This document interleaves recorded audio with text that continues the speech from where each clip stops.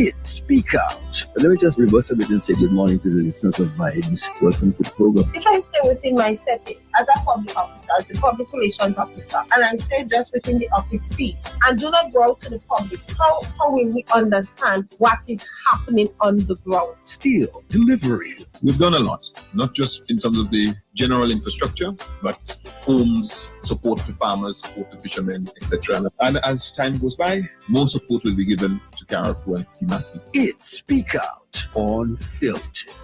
Built back, even better to last. Let us all strive to build a better country by putting aside our petty grievances and move forward with dignity, being proud of working hard and working together. Anything that we're doing now, it's futuristic thinking. It's not for the now. Education is the key in a country's development. That's it. If its people are not developed, You don't go that far, no? Just remember, knowledge is power. When you know, you know. that's it.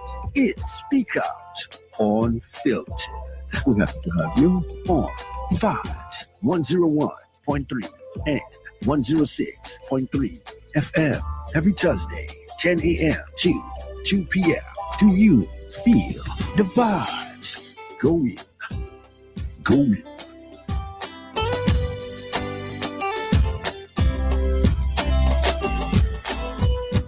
The views expressed on this program are those of the host and guests and not the views of this radio station.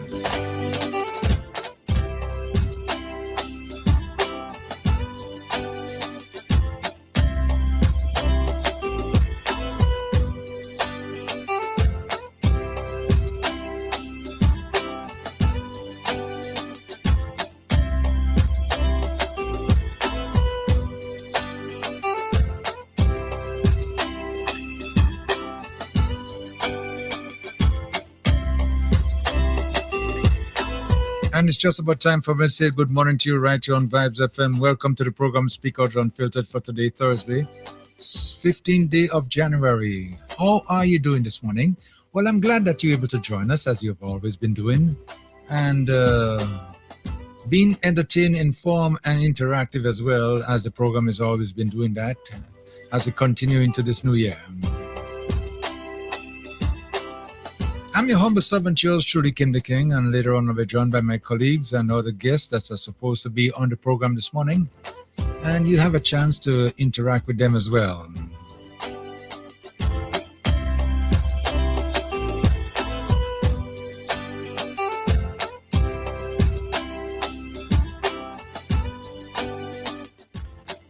And the telephone numbers to do so, 403-0101, 403-0101. And 443-0101, 443-0101, and also 458-1914, 458-194. Those are the numbers you're going to be calling if you want to interact with us. But before I bring my guests on the line, co-host of the program is already seated in the house. So Leo, good morning. Good morning. Hey, man, how are you? Not too bad. What's up? Tell me. I'm fine, thank you. I'm hoping that you are fine too. Well, yes, I'm trying to be. Our colleague is not with us this morning. Yeah, because he's a bit under the weather, but spoke with him and he said he's recuperating, so it's a good sign. Well, that's very nice, and I know he's tuned in too as well too. Milton Coy, good morning. How are you? Look at the smile on his face. Okay. Yeah, well, it's always nice to be interactive. Mm-hmm. And so to the listeners of Vibes, wherever you are, good morning. And hope we are able, in the absence of my mentor, to keep the vibes going. Keep the vibes going. Okay. All right, a lot of things on for discussion. Very interesting things in the air at this time, And my first guest is already online. Let me go over and say good morning to you, Deanna Isaac. Good morning. How are you? Good morning. Good morning to you, Kim and Mr. Joseph, and to the listeners of Vibes 101.3 FM. I'm doing pretty okay. How are you? Well, not too bad at all. Happy New Year to you. Many happy returns. Okay, well, we're into the new year, and there's a lot of things happening in the new year, as you very well know. And you've been at the PRO. There's a lot of information I know you want to share with us, right? Yes. Yes, okay, so just go right ahead. Tell us what is in store for us as you are into the new year, and a lot of celebrations on the way as well. All right, Kim, well, thank you again for giving us the opportunity to keep the people of Carriacou and Pitimatnik, and by extension Grenada, informed as to what is happening from the Ministry of Carriacou and Pitimatnik Affairs end. But before I get into new activities, upcoming activities, on behalf of the Ministry of Carriacou and Pitimatnik Affairs, we did not have that opportunity to say thank you to our sponsors, our performers, our service providers for Christmas in the Gardens. So officially, on behalf of the ministry, the minister, I would like to say thank you to everyone who allowed us to come into their homes, and they brought themselves into the gardens to enjoy Christmas in the gardens with us for 2025. And we are looking forward to 2026. So we are grateful for all the support that we've gotten in 2025, and we are looking for greater support in 2026. As we move forward for the first month of the year into February, we are getting ready for our 52nd anniversary of independence. And for Carriacou and Pitimatnik, we have a list of activities that we are looking to have, and we want the full participation of the general public in those events. So next week, Saturday, please God, we'll be hosting for the first time an Independence Community Road Race. And the reason being is every Independence we normally invite the schools, but Independence should be a community event. So we want maximum participation from the public for the Independence, the first ever Independence Community Road Race in Carriacou. We are doing so in collaboration with the Carriacou and Pitimatnik Sports Council, and we are inviting persons to register. It is open to all ages. So it doesn't matter your age, whether you're over 60, you are invited to participate. We're starting off at the Carriacou Botanical Gardens, and we're going over to Brunswick and come back into the gardens as the end point as well. So persons who are interested in participating in the Independence Road Race, you can reach out to the Carriacou and Pitimatnik Sports Council. Their office is located at Middle Street, close to Hotel Lorena, and they can also call 534-6712 to register as well. And the race is being held under the theme, Run for Freedom, Unite in Spirit, Celebrate in Color. And after the race finished, we just does not want everybody to go home. So we've planned a fun afternoon at the gardens. We'll do some pop-up quiz for the students so that they can win some attractive prizes. The call is now open for anyone who would like to do some vending.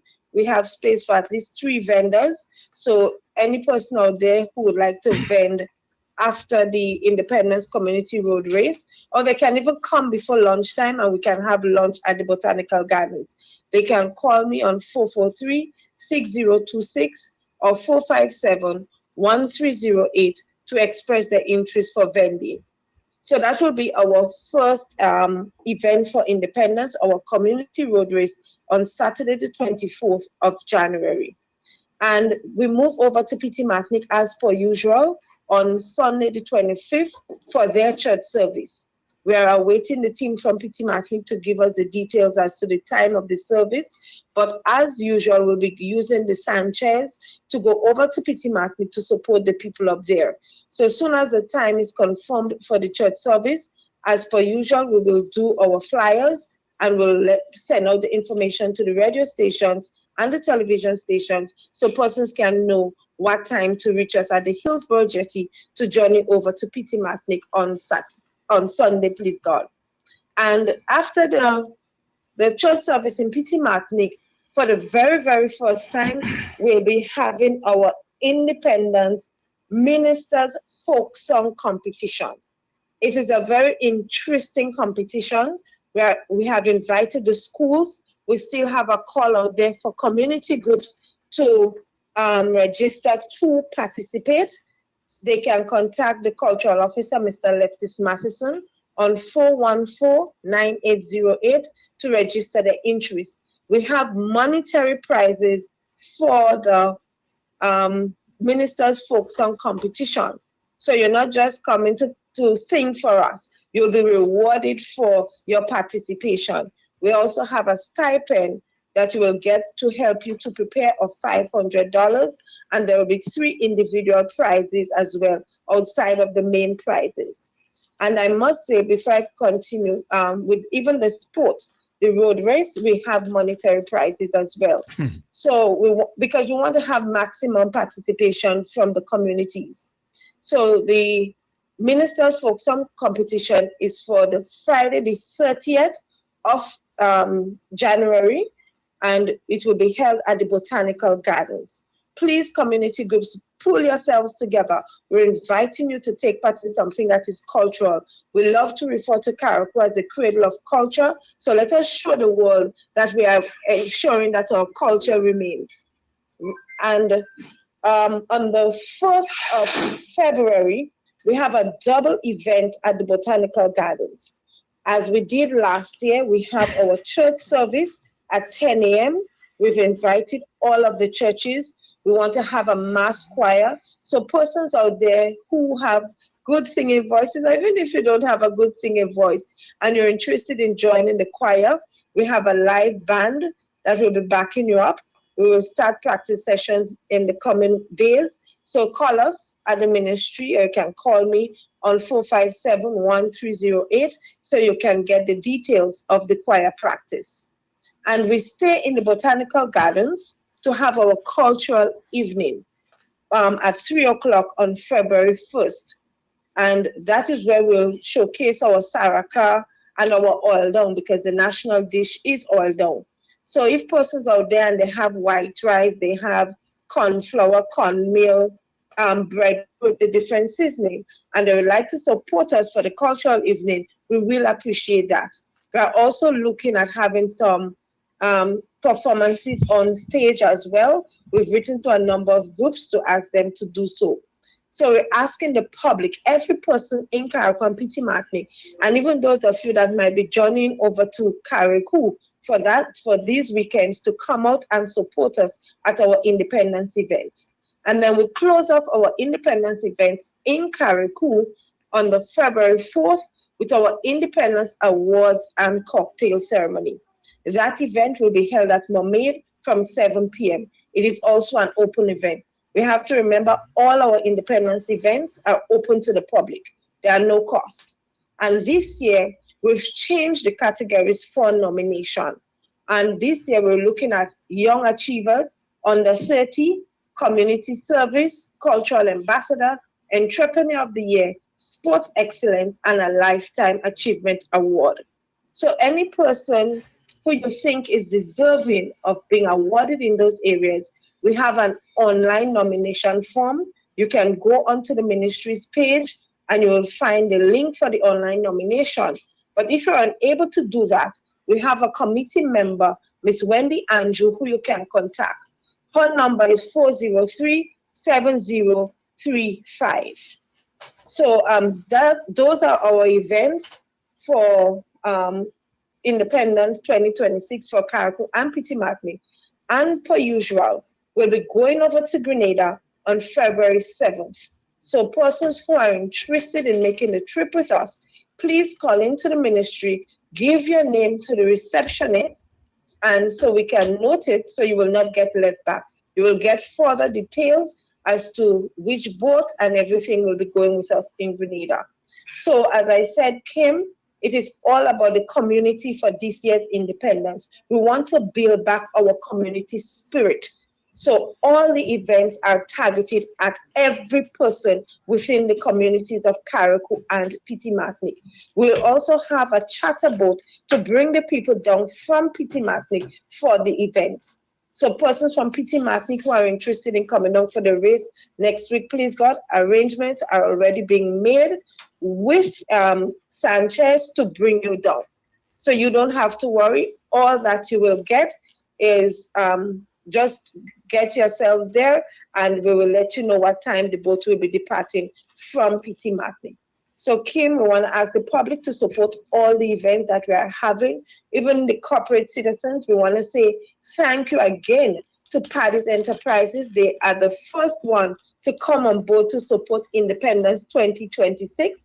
And we have already the National Lotteries Authority that is giving us some support for our award ceremony. So we are still open for other partnership and sponsorship for Independence 2026. Well, thank you so much, Ms. Isaac, for giving us all the information. And it seems as though it's a jam-packed program that you have planned for the celebration of the 52nd anniversary, right? Yes, Kim. We want to ensure that we keep our communities engaged, because a lot of the times when you have just one or two events, you do not get maximum participation. But we want maximum participation for all of our events. And Kim, outside of Independence, the Ministry of Caribbean and Pitty Affairs, I know Lobster Fest is coming, so we want to encourage people to come out and support Lobster and Lamby Fest. I know the GTA will come on to speak about it, but from the ministry end, they have our full support. And tomorrow, please God, is also a special day for the ministry. We'll be going over to the boat building school in Windward to do opening of the main road that leads to the boat building school and to do a tour. So very soon persons can start to learn our young people can start to learn how to build boats in Carriacou and Pitty on a different level. I know they know already, but it will be more exposure for them. And then we are happy to note that the badge has finally arrived in Carriacou, and they are working over in Windward for a new state-of-the-art Windward jetty that will connect the people of Carriacou and Pitty to the beautiful island of Pitty. I know it's been a long time, but we continue to ask people for patience. But you can rest assured that in 2026, the ministry will be focusing on a number of major projects that will see the proper development of Carriacou and Pitty. But we want our people to work with us. We cannot take Carriacou and Pitty forward by ourselves. Mm-hmm. And then we have the fencing of the Lauriston Mini Stadium is almost completed. That is phase 1. And then we'll be moving very soon into phase 2, which will see the refurbishment of the pavilion and all the other buildings that were destroyed during Hurricane Beryl. So we have a number of road infrastructure projects to come on stream and major projects for Carriacou and Pitty that I will keep the people updated on as we start. But all we ask for from the Ministry of Carriacou and Pitty is your patience and your support, because that is critical.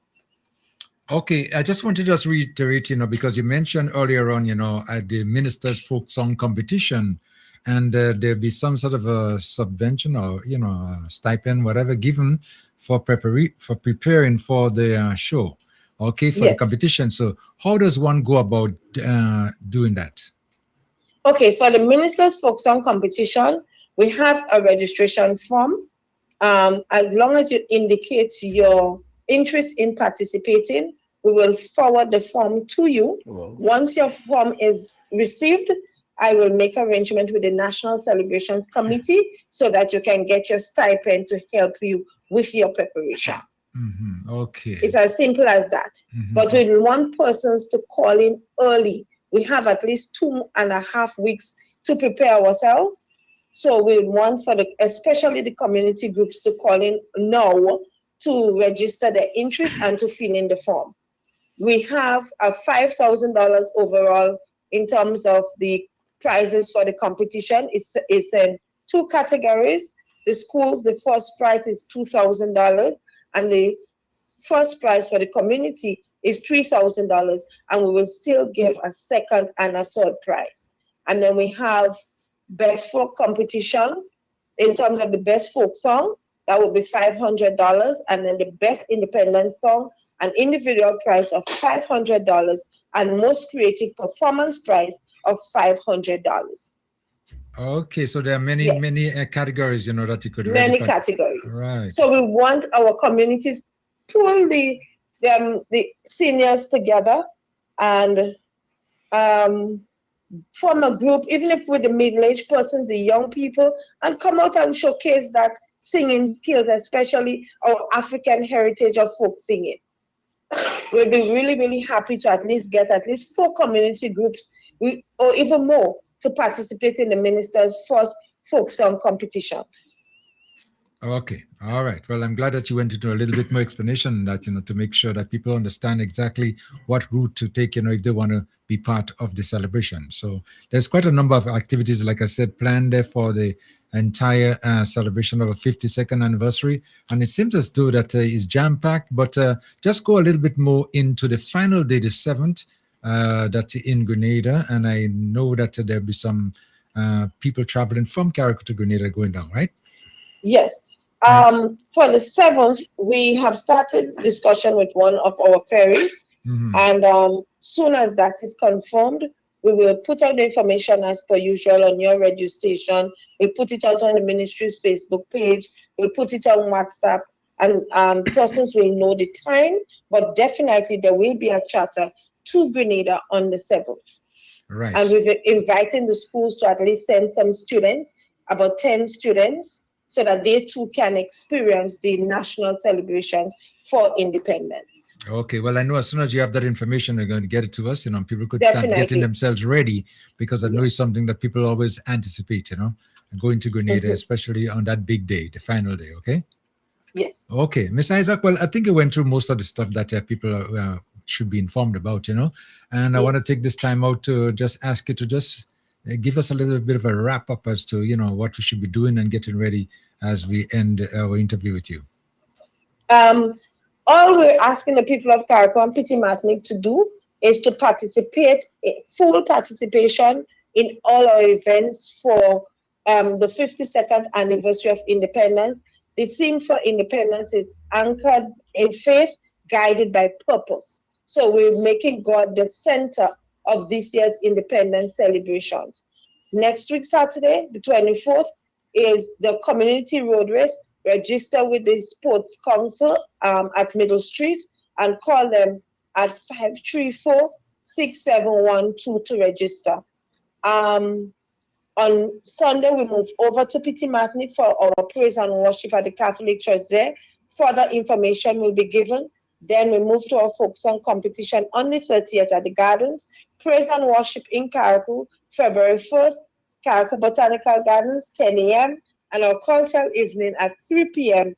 And we want everybody to turn out. And then our award ceremony. If you have a name to nominate, please call Miss Andrew to nominate the person. And that is on the 4th at 7 p.m. at Mermaid Beach Hotel. Okay, well, thank you so much, Dave, for the information you shared with us this morning. And Thank you too. You're looking forward to a bumper celebration, 52nd anniversary, right? Thank you so much, Kim, and I encourage our people to support all of the events. Okay. And thank you again. Okay, bye now. Okay. So do you? Good morning. What? You listen to what will be taking place here as you get celebrating our 52nd anniversary? That's more than a mouthful is a belly full. I'm telling you, really, there's a lot of activities planned, people could participate in, and it's going to be something else. All you got to do is just be part of the exercise. That's all they have to do, right? Just be there. And come on board. And come on board. Yes. Oh, okay. All right. Okay. Let me just, those of you on Facebook, we have some of our guests enter in the morning. Okay, just come right in there. And what are you going to do at this time? We're just going to play a little bit of an intro song, and then we come right back with the rest of our guests this morning, right on Vibes FM.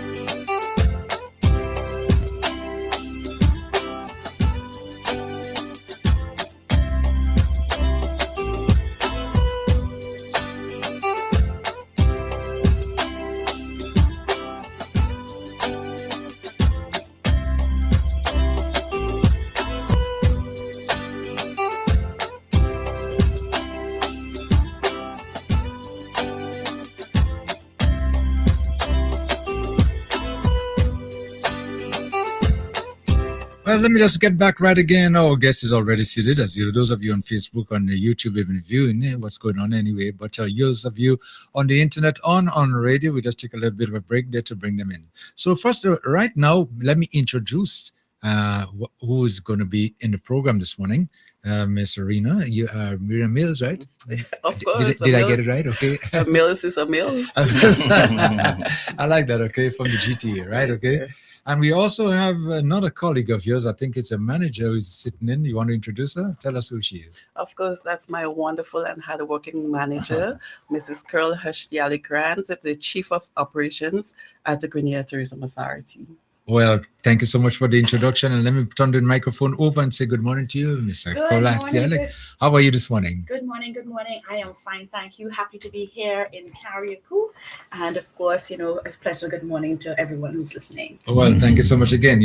Now I know it's an exciting weekend in Carriacou. That's right. And one of the reasons you're here, and there's been a lot of planning and everything going into what's going to take place in Carriacou for the weekend, But you at the helm, And I must commend you, first of all, before you even start, that you've been doing a fantastic job. We're very proud of what you've been doing. Tourism is up. And you've been working hard together with your colleagues and everything like that, right? Exactly. You hit the nail on the head there, This is a team effort. This weekend we have quite a number of the GTA team who is here and who have been supporting this Lobster and Lambi Festival, making sure that it comes to fruition.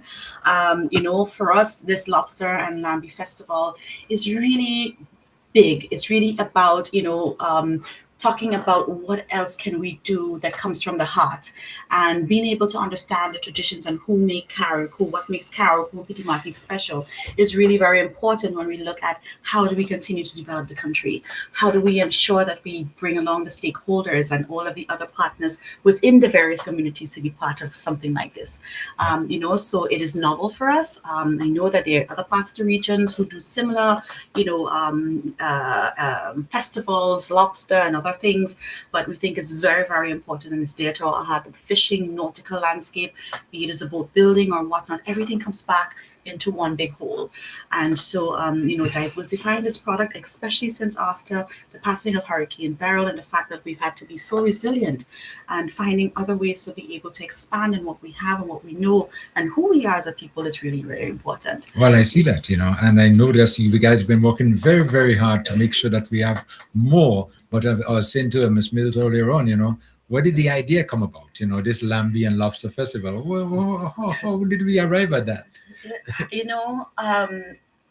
To be quite frank, our chairman was starting to talk about, look, we got to do this. Our chairman, Mr. Randall Darlin, he was the first person that started talking about, we got to do something new. And he was like, well, what is it that is so unique and special about what it is that Carriacou has, So we drill down into the things that we've done before in the history of supporting Carriacou Petit Martinique, be it as the Maroon or the string band or the kids or whatnot in terms of the training, the kayak mass, parang, and we figured that lobster and lambi, being able to support the seafarers was something that we wanted to do. And so the idea started from that. And then, of course, we have a board member on the Grenada Tourism Authority's board, who is also from Carriacou. So they had that talks and also discussions in terms of what we should be doing. Mm-hmm. So lobster and lambi came out there, and it just became that little gem, and it just became an explosion. And here we are making this thing happen. Well, I was surprised when I heard about it in the beginning, but it has gotten so much attention. And as you just said, you used the word explosion. It just exploded. I listen to me, from the fact that you can't find places to stay, you can't find transportation on the ground, the fact that we're looking at 3 locations, being able to expose what is so unique in terms of the types of food. We even have the TA Marshall Community College, a culinary department coming up. You should see their menu. Listen to me. You guys got to go early because whoever wants to taste whatever they're going to coming up with, because it's going to be novel, you better come real early. So yes, I know that we have a nice lineup of the vendors in terms of people who, in terms of the restaurants. You can go to Paradise Beach, you can go to Tim's. Everybody has their own menus. But of course, we have what's happening on Paradise Beach. We have Windward. I was up at Petit Martinique yesterday, and everything is coming along quite nicely. We have to be so grateful. People and community. I think when we see the vision where we want to be able to see this country, I think a lot of effort has gone into it, and I think we can make this work. This is the inaugural, and we could only make things better from here. And it's just, at the end of the day, it's up to us. But trust me, that committee is working hard, getting that information out there. And of course, our comms team, our marketing team in Grenada, being able to support that whole element as well. very, very important. But the idea of the 3 days event, 3 days, and then the way it's going to be, going for the weekend, Carriacou, Pitimatnik, back to Carriacou for the final one day, I mean, I must commend the team and all those who were involved in the planning and executing now, getting ready for the weekend, and I'm excited about it. As many So people that are. means you're coming to almost every day, so I'm going to look out for you. And the idea, seeing that we are into fishing, and the sea, particularly in Carriacou and Pitimatnik, I think it's the ideal place for the idea to develop and to take off. Absolutely. I think this is the home for lobster lambi, and we should continue to be able to move that mantle forward. It's about ownership and investing in that idea and being able to take it to the next step. So as the community starts this year, we want to know that it continues to expand and gets better support, that stakeholders are even stronger, and so next year is even bigger and better. Well, I can see that happening already. Listen to that lineup, and you make the good point there, that we specifically made sure that there was 3 locations for this activity, and you're spot on, because there's synergy between all 3, and all 3 have something specific and unique about the whole fishing and seafaring aspect of what we have to offer here in Carriacou and Pitimatnik. So it was not done by chance. It was specifically done that way. And Rena there's a big lineup, so I know Rena's going to explain all of what's happening during the weekend. Well, come on, Rena. The floor is yours now, Of course. So soon we might say that Carriacou and Pitimatnik, we are the culinary capital of the world, because we know back then and even into now, we have the Village Maroon, where we highlight our Saraka dish. And then we followed by that another festival, which is the Con Festival. And then now we are into the Lobster and Lamb Festival. Of course, so this weekend will be a big weekend in Carriacou and Pitimatnik. And we want to encourage everyone to be part of these 3 days of events, which begins on Friday. So Friday, of course, we'll be in the boat building village of Carriacou in Windward, and the event starts at 4 p.m. So we want to make sure that when persons come from work, they can go over to Windward, and at least by then, the venue will be set up. The vendors will be beginning to operate. The bar would already set up. Music will be playing, so persons can come there, hang around, and support the vendors and support the bar. Following that, we move into the official opening, which begins at 7 p.m. Then you would hear remarks from government officials, from GTA ourselves. I guess appearance will be made by our Carnival Queen contestants, 5 lovely ladies. They'll be in Windward there. And then followed by that, Lady B and Mr. Golden, of course, they'll take the floor. And following that, which will be ending the show, a performance by the Carriacou Culture Train String Band Group. Of course, on that night, we want to showcase our culture here in Pitimatnik with the string music featuring quadrille dances and our big drum dances on that night. Then from there, everything moves to Wayne Bar with a welcome party. So when you're finished in Windward, everyone can come over to Hillsborough and party. But don't party and not able to get next morning. I knew that was coming. we needed to take that boat to go across the Pitimatnik, right? Of course. We need to take the boat to go over to Pitimatnik. So Kayak Lines has an excursion going across, and you can go across with your vehicle as well, which departs Carriacou at 10 a.m. And following that, Kayak Princess has an excursion leaving Carriacou at 11:30. So on that day, everyone should journey across to Pitimatnik. And there are some local water taxis and tour operators. So in case you don't want to take the long journey from Tyrrell Bay and you want to move across probably from Windward, you can contact Shawin at Lambi Queen Tours at 416-2304. I'll repeat, 416-2304. And if you're calling from outside of Grenada, remember to add the area code of 473. Bamboo Adventures Tours, their contact information, 538-4740. Again, 538-4740. Isle of Reef Tours, 403-0415. Again, 403-0415. And Froggy Toes, 419-1779. Again, 419-1779. And then I know there are other water taxis who did not contact us, but will be making the trip over to Pittimatnik. And of course, we look forward to our sisters and our brothers in the Grenadine chain of islands who always come over to support us as well. They'll be jumping the water taxi, the speedboat, and head on over. So Pittimatnik, it begins at 12 noon. So at 12 noon, vendors will be set up ready. When you get there and you want your lunch, your seafood lunch, you will be able to get your seafood lunch in Pittimatnik at 12 noon. And then at 12 as well, we want to make it enjoyable and entertaining.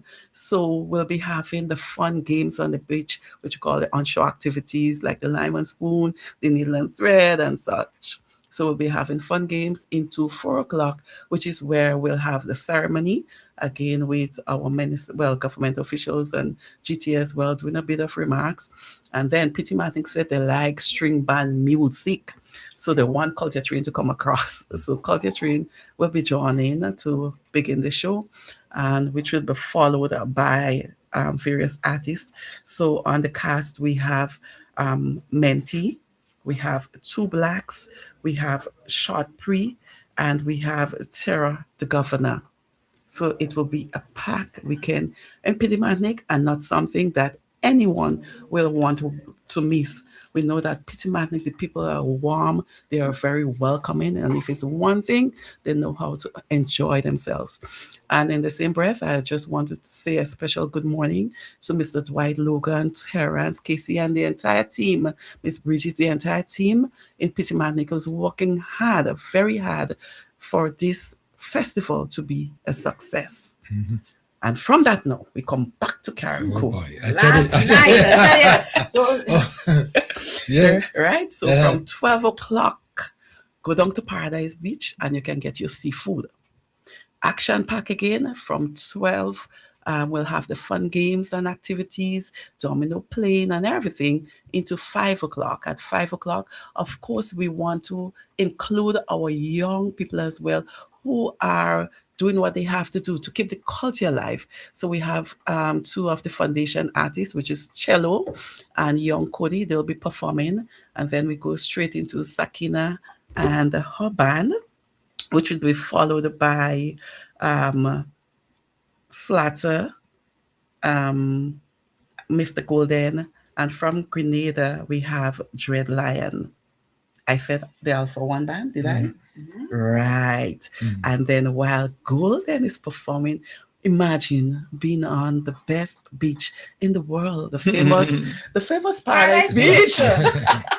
While all the entertainment is going on, and we want to say, oh well, yeah, we had a really good festival, a really good. Absolutely. Exactly. While Golden is on stage, we got a surprise, bang, fireworks. Woo! What? Yeah, we're going to be culminating the night with fireworks on Paradise Beach. So it's going to be about maybe 3 minutes. So that's pretty long for fireworks. Yes. But we think that we need to end this show the way that it's with a bang. Like, absolutely. And we expect that all of the activities, that whole the build up, the anticipation for you go from one to the other to the final one. We really want to be able to finish it well. And you see that we have a really wonderful lineup of artists. Everybody's going to be bringing their best to Carriacou and Pittimatnik, and we hope that everybody who comes out, enjoys themselves to the fullest. There's no entry fees. All of these activities are free. All you need to do when you come is make sure you have the change in the pocket to be able to taste your lamb and lobster food and whatever it is that you're going to be drinking and hang out. Good camaraderie. Oh, sorry. How could I miss up Mr. Entertainer himself? The man super flint. He'll be on Paradise Beach as well. Okay.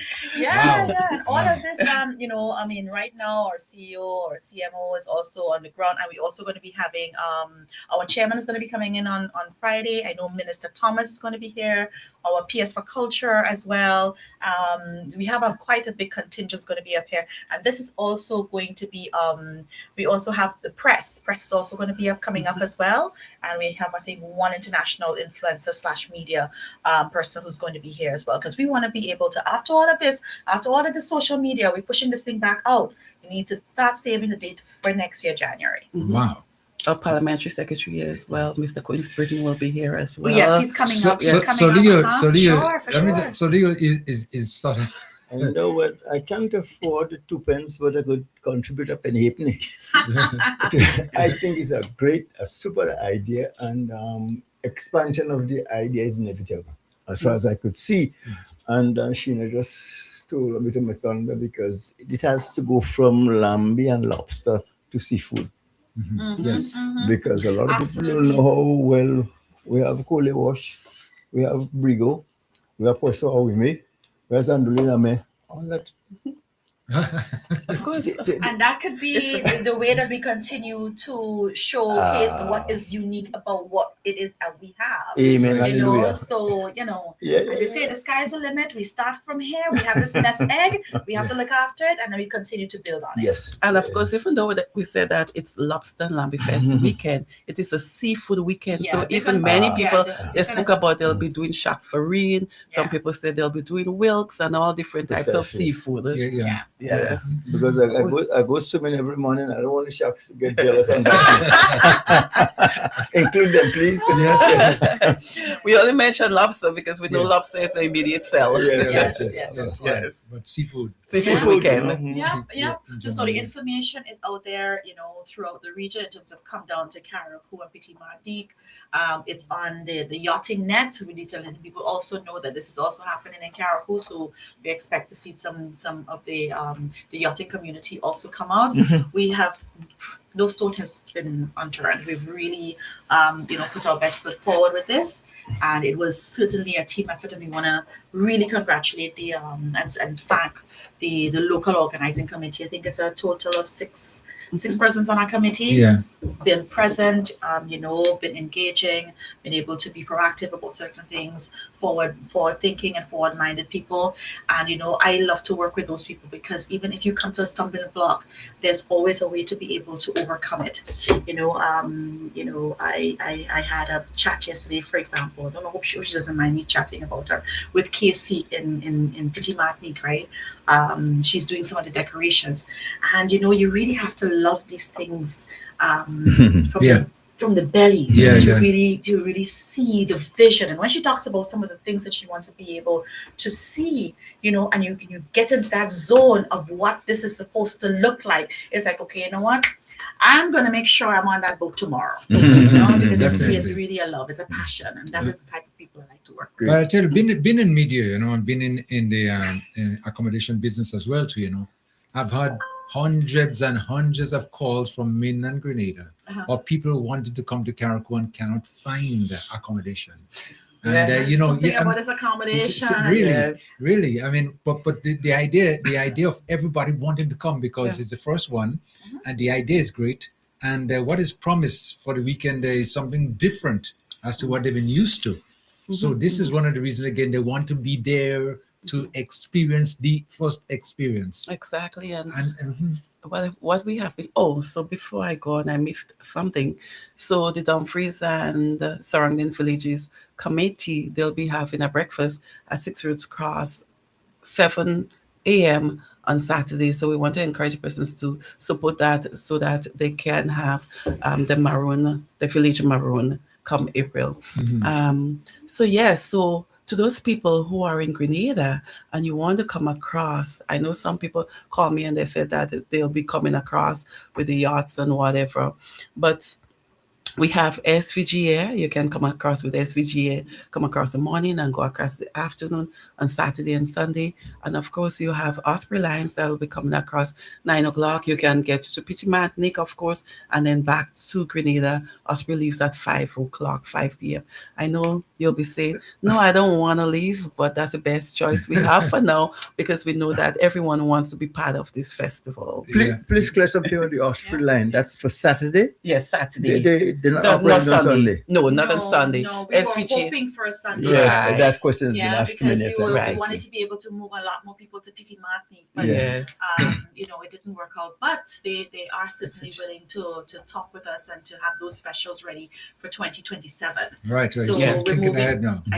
Absolutely. Mhm. When so that's pretty much where we are right now. And the idea of moving the entire contingent over to Pitimatnik is going to be something else for Pitimatnik. They're going to Of have the course. experience. Of course. Because you have the kayak princess will be going up there, you know, also kayak lines going up there, and So everybody will be just heading for Pitimatnik. That's right. Yes. Sanchez Beach is going to be. As we say, Pity Martini comes alive. I think it's it'll going to be be- a wonderful, memorable day. I certainly believe that. Yesterday when we met with Casey was like, wow, that will be another Whitsuntide Festival in Pichimatnik, because you know the crowd that's normally over there for the Whitsuntide Festival. So we're looking at a similar crowd for the Lobster and Lamby Festival.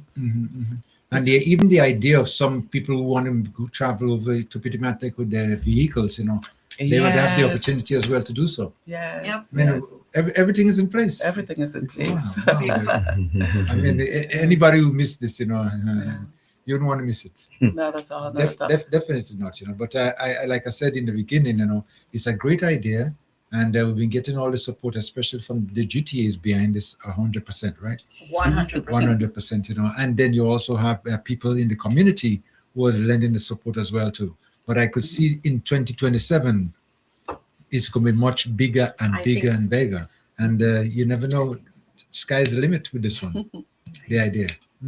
And we might even find people from the diaspora now looking to come down. Oh, hey, people from the diaspora will be coming for this, because people contacted me to say that they're coming for the Lobster and Lamby Festival. okay. I went to Canada. Yeah. Even I went to Canada one in September, and someone across them met me. They were like, oh, I heard that y'all would be having a new festival, Lobster and Lamby. I'm fixing my yard. They brought me by the yard. They're fixing up, and the other friends are coming down. People would be coming for this. Yeah. Besides Grenada. Yeah. That connection with the other Grenadines islands. I Yes. can't wait for this freedom of movement Yeah, make it among much easier. all the islands, so we could really have each other and support each other. Yeah. And that would be a glorious thing to happen. Yeah. Yeah, I think some people, when they even think about the Grenadines, they think, yes, the islands are close together, they're neighbors. But when you really get there and you're underwater and you are in Pity Martinique and you see Pity St. Vincent, you see everything is literally, you can touch it. Right. You know what I'm Yes, saying? Myro, You don't really realize how Union. close that Yeah. those islands really are. Yeah. You know, so it's a totally different thing. They're just talking about it and seeing it on map and really being in those beautiful waters and seeing how close and the connectivity is like. Yeah, no, it is. Yeah. And These are our neighbors. yeah. Not even that too, but quite a number of names. If you start calling people in the different islands that we know, like we know you, you know, we have that sort of a relationship, you know, because we see each other so often and we know each We other. become like our extended family. That's all. That's what right. it is. Yeah. Just a matter of time before we have that, basically a little bit more free movement, you know, without some of this, you know, too much paperwork involved in movements, you know. Crap, you know. But- Yes. You know, to legally go from PSV to Petit Martinique. From PSV to Petit Martinique. You have to leave PSV. You come to Carriacou. No. Go to Union. Go to Union and Claire. Claire from Union. Enter Carriacou. And then when you enter Carriacou, you go to Petit Martinique because you're in Grenada. And reverse that whole process. Yeah, it's too much. Something you could swim at night, you could swim it for Christ's sake. Yeah. So, We gotta make this easier. We are Yeah. island people. We are island people. We own boats. You know, we're back and forth. This is how we trade. This is business. We have to connect with family. We gotta make this easier. Yeah. so much. Can't wait. Right. So, okay. So now you're in Carriacou today, Mr. Hostalik, right? Yes. And I know this is just put yesterday. Oh, since yesterday. Yeah, I've been in Carriacou since yesterday. Been to Petit Martinique, been all over. Yeah. Okay. Right. Yeah. But you just put in the final touches now. You know? Absolutely. Working with the team, working with the committee, we're making sure that everything is going as planned. Those things are done. You know, we need to be able to pivot or to make changes to. We're making sure we're on the ground to get those things done now. But at the end of the day, we're hoping to deliver a quality event and a high standard event. And we're hoping that everybody comes out and participates. Well, I could tell you, based on what I've been hearing, it's going to be a master blaster, we call it. So you're going to have a lot of participation. It's going to be crowds. I'm just wondering now, and advising people to come early. The food, I believe might be a little bit easier because with so many people participating, I think it's a first come first service, basis. So if you want to be in it and you want to experience it, the earlier the better. Until Saturday is DM with PM. I don't know, something about Petit Martinique. Yesterday, people been meeting me and they listen. I'm going over to Petit Martinique, and I hear a lot of people going over as well. Yeah. PM in the house. Yes, PM in the house. PM. I'm so happy to hear that. Yes. Okay. Anything else you guys want to add? Getting ready to wrap up a little bit. Lobster and Lamby Fest is happening. It's on the 16th to the 18th. We're welcoming everyone to be there. Don't forget, we're culminating with fireworks. So everybody within the community of Paradise and in close proximity, we want to make sure that they are aware that something like this is happening. So, that they can secure their animals or whatnot. Something that, I want to put on another hat as well. I can put on my police hat now. So traffic arrangements. So for Windward, I know we had a meeting with the police, and they've indicated that because of the amount of people that will be heading to Windward and people that would be in Windward, there would be some special traffic arrangements. So starting from just around 3-4 in the afternoon, most likely the traffic will go into Meldrum area and then come around. So that road in front of the fish market area would be a one-way traffic. Okay, yeah. Yeah. I think that would be Makes necessary, sense, yeah. definitely. Yeah, even if I should say on behalf of the people of Carriacou and Petit Martinique, I'd like to say kudos to whoever created the idea. It's a great one, and we are happy for it. Thank you. Yes. And I've been listening to Diana as well, our interview, and when she was closing, she mentioned that we need to come together as a people. GTA alone cannot do it. The ministry alone cannot do it. We all need to come together for the success of this event. So I would like to express the same. Well, we are coming together, and you can feel it already. Yeah? Of course. And I know this weekend will be a bumper success. Looking forward to 2027 and beyond. Yeah. Of course. And just to go from where Arena was, with the Tourism Authority having its global marketing strategy for 2026 already, and we've had our the 5 episodes, which gives a summary of exactly where we want to go and what it is that we're going to be doing. All of those things are stepping stones in terms of how we can continue to develop the tourism industry with our stakeholders, with the partners, and of course, being able to do it together, cohesively. Right. So, again, it is really about ownership. It is really about us investing in ourselves and being able to work collaboratively together. Definitely. So Lobster Chef is going to be successful, and we look forward to everybody coming out. All right. Grenada, get ready for an unforgettable experience. It's the inaugural Lobster and Lamby Festival happening in Carriacou and Petit Martinique, January 16th to the 18th. We kick things off on Friday, January 16th at the Windward Fish Market with sizzling food from 4 p.m., followed by the opening ceremony. Enjoy live performances by Lady B, our reigning groovy monarch, Mr. Golden, and the Culture Train String Band.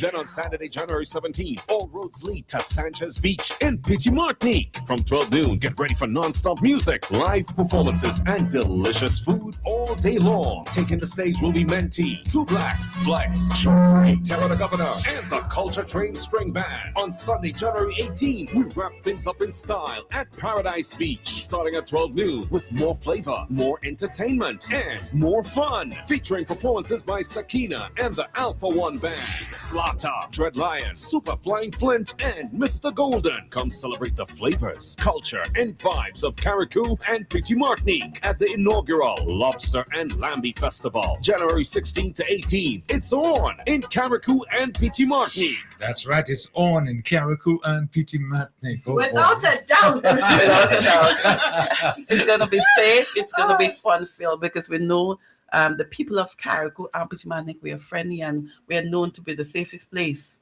So we will have a great time. Yeah, anybody who just listened to that ad, Yeah. I know they already get their outfits and they find their shoes and they put their money in their pocket. They're ready to go. Yeah, because Of course. nice production, eh? Very, very much so. Okay, so as you guys getting ready to leave now, I want to thank you so much again for being part of the program this morning and telling us what's going to be happening for the weekend in Carriacou and Petit Martinique. I'm looking forward to an exciting weekend, successful one as well. And to let you guys know, whenever you need my support or you need our support right here on Vibes FM, feel free. All you got to do is get in touch with us, okay? Thank you so very much, Kim. Your support, being on Vibes FM today to get that word out is so very important. We also want to thank you for your support for Tourism Awareness Month. Us being able to share that information with community. All of those things we tend to take for granted, but our stakeholders, we got to be able to thank them openly. So thank you so very much for having us here today, asking those questions that other people now can ask other questions so that at the end of the day, we're more informed. Okay. So thank you so very much, Kim. We really do appreciate Vibes FM. And thank you for everything that you have been doing. I mean, not just today, but before and all the promotions that you have been doing. I've been listening to your program from mornings to this program you have on Thursday. Everything is lobster and lamb fairs. You've been preaching for the entire few weeks. So we just want to say thank you. We want to thank you for your support. Okay. All right. I'll see you on the weekend, okay? Okay, great. Okay, bye now.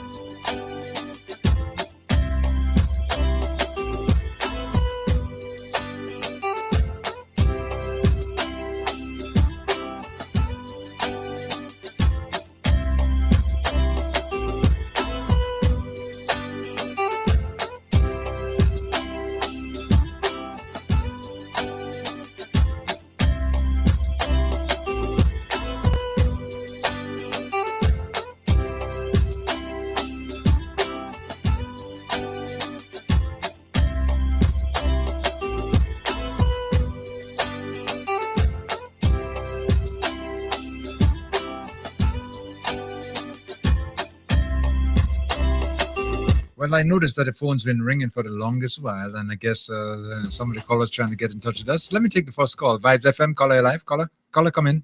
Caller. The following information is disseminated on behalf of the Most Honorable Andy Williams, representative for the constituency of South St. George, the Great South, and the Most Honorable Claudette Joseph, Minister of Legal Affairs, Labour, etc., and caretaker for the constituency of the Tongue of St. George.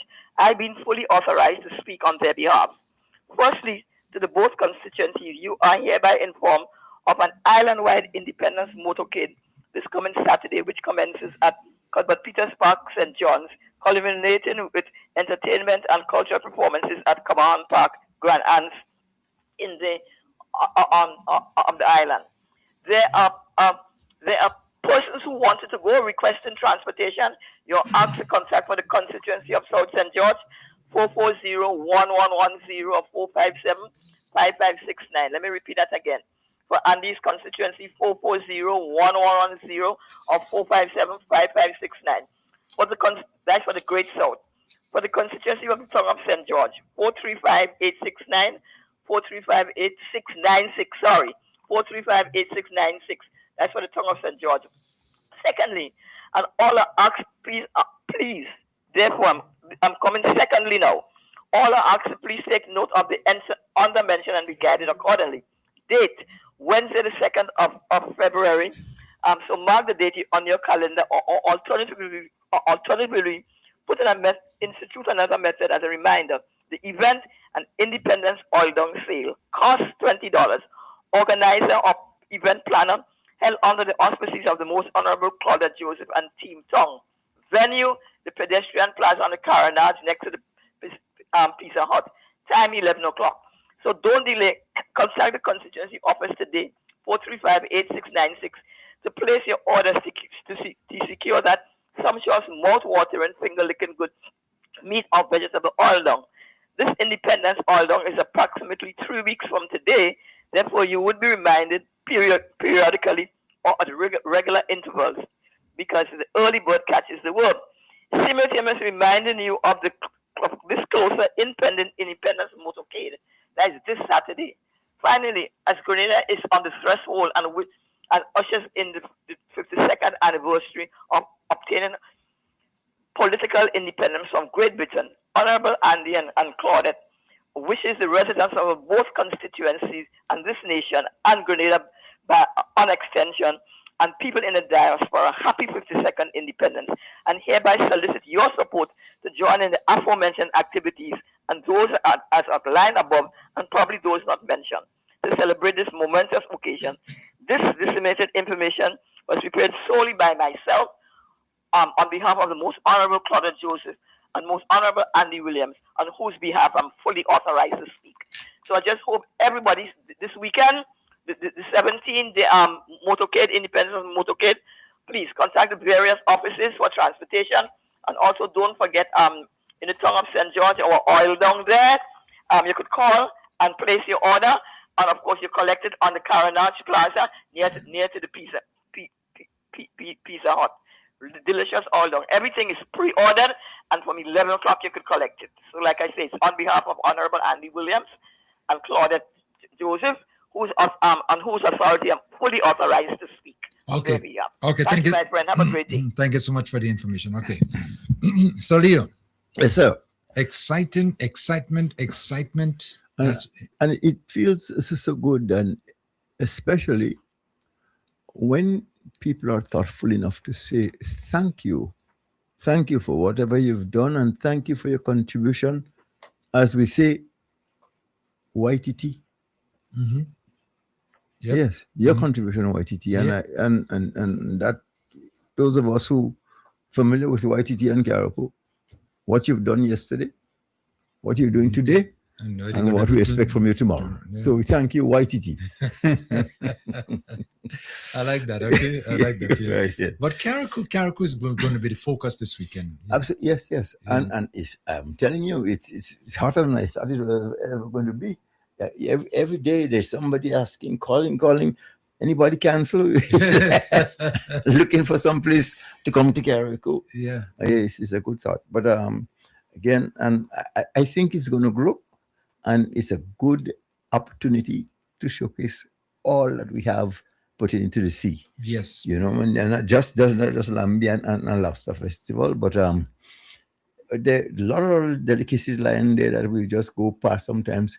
And you know, if you have a good Kong, mm-hmm. You know the Congo wheel? Yes, yeah, definitely. You conquer that. Yeah. And in the future, when you're making oil dung, we need some conhine in the oil dung, so all that have to be, you know. Yeah, right, yeah. The use of the Carriacou cornfish, the local cornfish. Right, yeah. Yeah, man. And it goes down well too. Yeah, well, very well. That's not just finger licking good. Finger licking good is when it tastes so. But when your elbow looking good, it's a different vibe. It's a different vibe. Vibes FM. Okay, you know. And what had been happening throughout the morning too, you know, quite a number of persons been trying to get in touch with us, because you could feel an excitement, you know, in the air, and everybody's trying to see if they could be part of it. Yes. And I feel even more excited now, even after we just did that interview there, you know, and to realize, you know, that everything is coming together nicely. Yeah, and you know, it's that what we're going to do is not something that we imported, you know. Mm-mm. We have that to export. Right. So, you know, you come to Carriacou, what it really has. Yes, man. I'm excited. And I think it's going to be great, both in Petit-Matic and Carriacou. All right. There's a lot of things on for discussion this morning, a lot of topics in the air, a lot of things happening. So if you wish to get in touch with us now, you can call us at 403-0101. Taking all the calls live, 403-0101, 443-0101, 443-0101, and 458-1914, 458-1914. You can call any one of those numbers right now, and we'll be very, very happy to entertain your calls. There's something that's in the air right now, Solio, and it's been talked within the last 24 to 48 hours as it pertains to the news that came out of the State Department in the USA, as 75 countries, as they listed, you know, were not going to be able to apply anymore for immigrant visas. I want to stress that word, immigrant visas, meaning that you want to go to the States permanently, or, you know, you would not be able to apply at this time. They would not be considering those applications. However, visitors visas, yes, and other visas of the nature, student visas and all those things like that, they will be still honored. Yeah. Okay. Yeah. You know, and I think I understand where this is coming from. And it is so sad. But when I was leaving home a while ago, my son said to me, somebody said, every hymn have a amen. Mhm. And Trump amen coming just now. Don't worry about that. So you could only do so much now for so long. Yeah. You know, I mean, this what is happening now and is accompanied by this little joke also. Yeah. Let it fly the kite. And you know, Kim, you know, I'm honestly not worried. Breadfruit still being on your fish in the sea. Mm-hmm. Oh, yeah. When the going get tough, the tough gets going. We are to tighten up our belts, and I'm hoping that the region, the CARICOM, so we're going to stick together as a unit. Yeah, definitely. Yeah, they have to. Yeah. Don't go out this kind of foolishness. Everybody, if you run from a bully every day, you keep pursuing you. Yeah. Sometimes you have to There'll be nowhere to run. Yeah, you have to stand up and belt a blow. Yes. Yeah. Yeah. And oh boy, it's all right. Time coming. But what has been talked about, you know, in that some people have the impression that this only applies, excuse me, to Grenada. Yeah, to Grenada. Well, you know, these jokers will want to. And that's the impression they're trying to print, you know. Yeah. And when you look at the list, you know, I see Barbados in there, I see Jamaica in there, St. Vincent, the Grenadines, St. Lucia, Dominica, Antigua, St. Kitts, all these islands. And the only one that I think was excluded was Trinidad and Guyana, I think. And those are the only two. You know, it's so sad. No, I'm not ungrateful because, you know, as you very well know, I spent a lot of time in North America, in New York. And I'm ever grateful for what I would have owned or gotten in New York. But, you know, don't ever think that New York or America is only doing us a favor, you know. My good friend told me a very long time ago, 40-some odd years ago, he said, Leo, you know something, boy? They wouldn't say this to you, but the Caribbean community in New York, you guys have contributed as much as any other ethnic group because you came here not only with a good work ethic, you didn't bring mafia, you didn't bring any kind of a hooligan in the place. That was Caribbean people. So we contributed heavily to United States of America. So if they think that, you know, everybody need America don't need nobody. No man is an island. And no one is the world. So time will come, the email will come. Just a matter of time. Just a matter of time. Okay. Let me see. We got quite a number of calls been coming in here. And let me try to take the first one. Vibes FM caller you on. Caller, come in. Hi, good morning, Kim. Happy New Year, first and foremost. Thank you. My brother Leo, a happy New Year to you as well. I thank you, and same to you, my love. Same to you. It's been a while since I was able to call in. I know. Due to I understand. work and everything else. But I just want to say something this morning. I mean, especially for us here in the diaspora and those at home, we have lost a good person, a cultural person, a talented musician, and you know, it's. I'm still trying to wrap my head around this whole thing. I'm trying. Honestly, I'm trying to wrap my head around this whole thing. One of the things last year I have been looking a lot as someone who does a lot of work in and so forth. One of the things that I've been concerned about, and with the carnival season coming up, is the drinking among the young people and the smoking. And Kim, I'm employing and asking you if there's anywhere in this new year you could fit a program where we kind of talk about this, get persons who you can have as panelists. So let's talk about this. It will be good because a lot of people do not realize this alcohol is poison. It's a poison, it's a toxin, and it's doing so much. And with everything that is going on now with our health, the environment, and everything, we need to start getting people to understand that we have to start taking care of ourselves and avoiding certain things. I'm not saying cut it out, but moderation is the key. But if you know the information, then it will guide you along how much you consume and how much you take your time off to spend to do so. So I hope that in the new year, that's one of the things we can address. And I would love to be on that kind of base that I've also did some work in a study in alcohol and the effects of alcohol on the body. Okay. All right. I'll hold it to that. I'm telling you. Well, we thank you. Thank you for that suggestion. And I want to share with you my brokenheartedness over the death of a good friend. And even if you didn't name that person, but we know who you're talking about. And when the news came to me, I was dumbfounded. I had to stand for a while and say, am I really hearing what I'm hearing?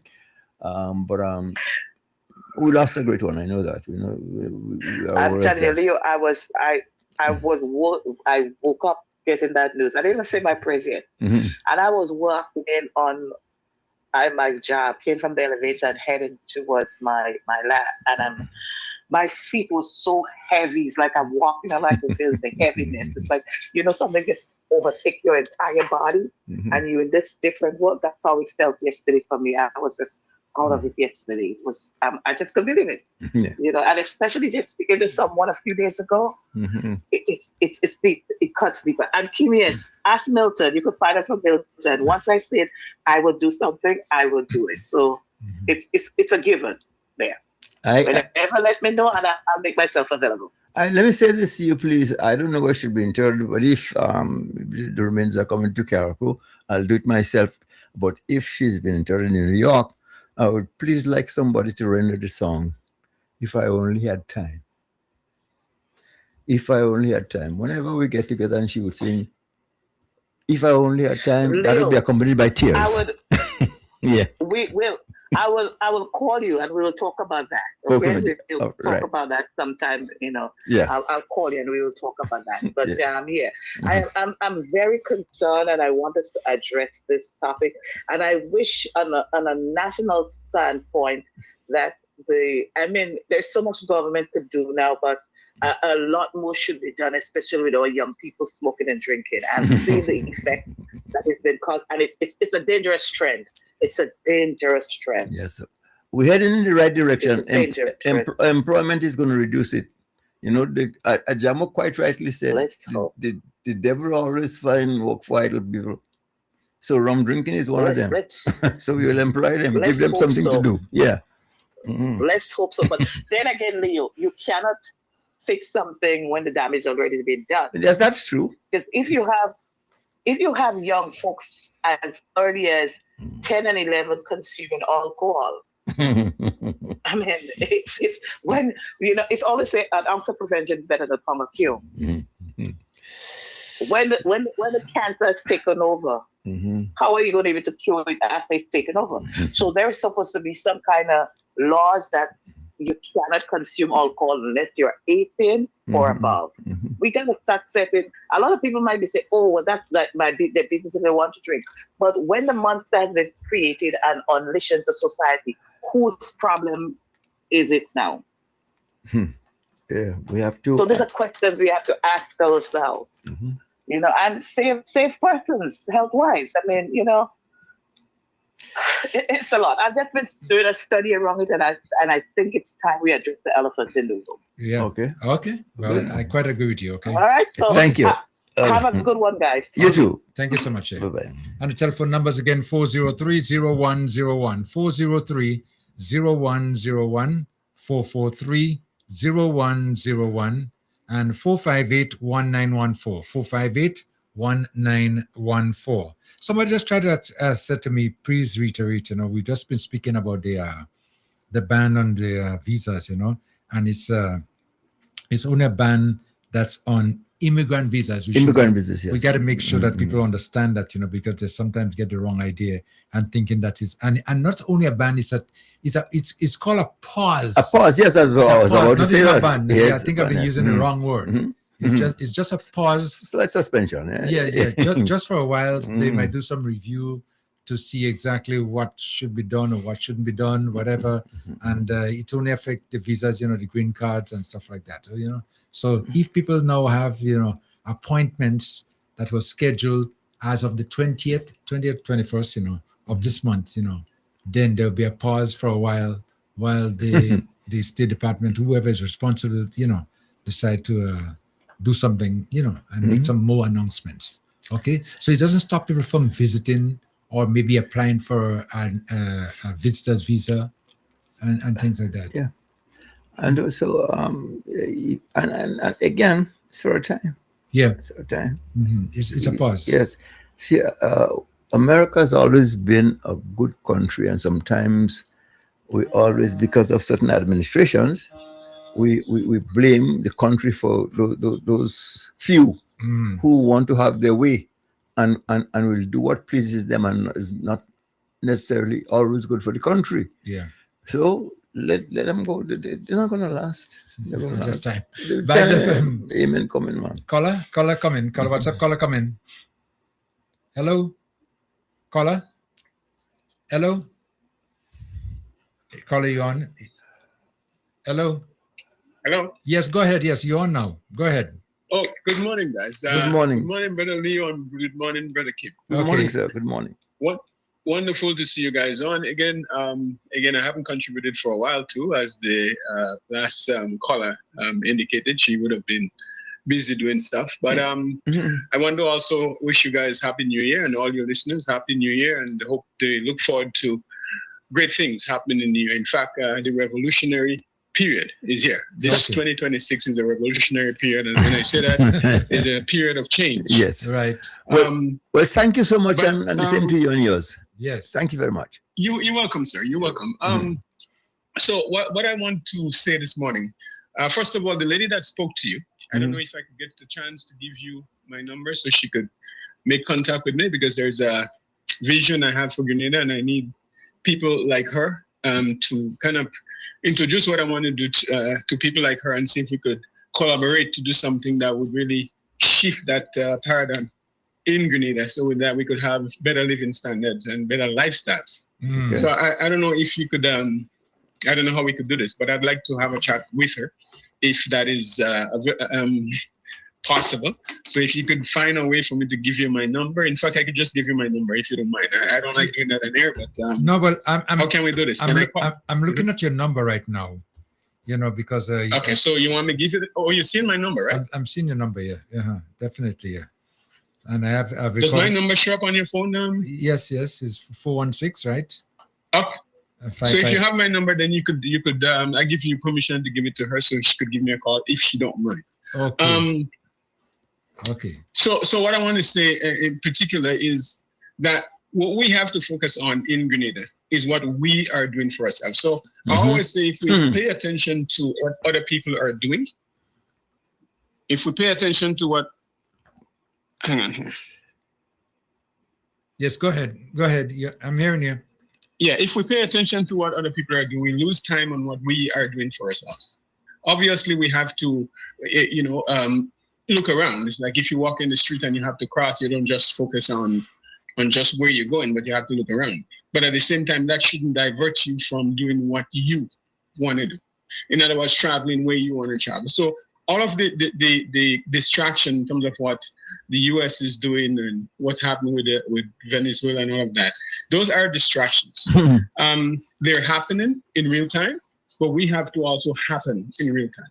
We have to do what is expected of us so that we move forward with our own country. So anything we plan to do, we plan it based on our own desires, based on what we feel is necessary for our country to move forward, our people to move forward. So we shouldn't stop. I want to bring one example. People talk about how things would affect us. We had COVID-19. There was no traveling. There was no cruise ships. Everything that was pertaining to movement or shifts took a break during that time. Are we still here? We're still here. So if we're looking at the fishery stuff and think, well, okay, I don't know if we used to ship fish during COVID to the United States or wherever. This was like 2 to 3 years of a pandemic where things were not happening as normal. So that's a good example for us to take, as to look at what effects other countries or other things have on us. and also to look at how substantiated we are in terms of keeping ourselves focused on what we have to do to stay alive. Because it doesn't take much for us to stay alive or for us to bring benefits to ourselves. Because again, we have all that it takes. We have land, we have sea, we have people, which is the most essential. We have people, we have talented people, we have food. And people think we don't have food. I think when we talk about fish, in terms of shipping fish to America, we eat a lot of fried chicken. Why are we eating so much fried chicken? Why don't we eat fried fish? Is it more expensive? But if we have fish in abundance, it shouldn't be that more expensive. So we should look at that, diversifying the way we do things in our country, feed ourselves with the things that benefit us. I'm not saying, again, lots of people don't eat meat, lots of people don't eat fish, but a better option is to eat fish. So if people are not taking our fish, let's buy our fish and have our money circulating within our economy. Right. And build our economy, build our health status, and we'll be in a better place. So let's not think of what our neighbors are doing. Let's think of what we can do. And I think the government that we have in place is in a position to, in fact, they're guiding us or taking us in a direction where we could develop our country, develop our people, and make progress. So I just want to say that we should focus on what we are doing in Grenada. Obviously, other things would affect us, but okay, how much does it affect us? How much do we allow it to affect us? We have to be able to stand firm as a people and decide that we're going to move forward as a people with all the resources we have, similar to what we do in our homes. When we don't have much in our homes, we make do. I hear people talk about their parents used to just give them, sometimes they do stewed chicken. They didn't have enough. They didn't have a lot to give everybody to set stewed chicken, but the sauce was put on the plate so that they could dip the fig or the dumpling or the pizza, whatever is in the thing, so they get a little flavor. Yeah. And they're alive today, and they're doing well. So let's not think of what other people can do while they enhance what we're doing. We also enhance. I mean, you made a point, Brother Leo, just now that from the United States, what the Caribbean brought to the outside world. I mean, they're not even thinking about that. But just knowing that for ourselves, that we have brought something of enlightenment, something of growth to all parts of the world. We have the same thing within us, and we have it home, and we have it in abundance. So let's try our best to look at what we can do for ourselves, how we can also help others, and keep moving on. But I know in Grenada, there's a lot that we have to work on. Like what the lady said just now, alcohol seems to be a part of our culture.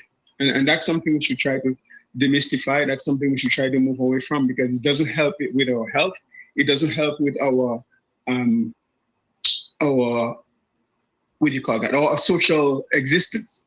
In other words, you'll find fight coming out of it. You'll find that our health is being depreciated based on the amount of alcohol we drink, when we could be spending money somewhere else doing other things.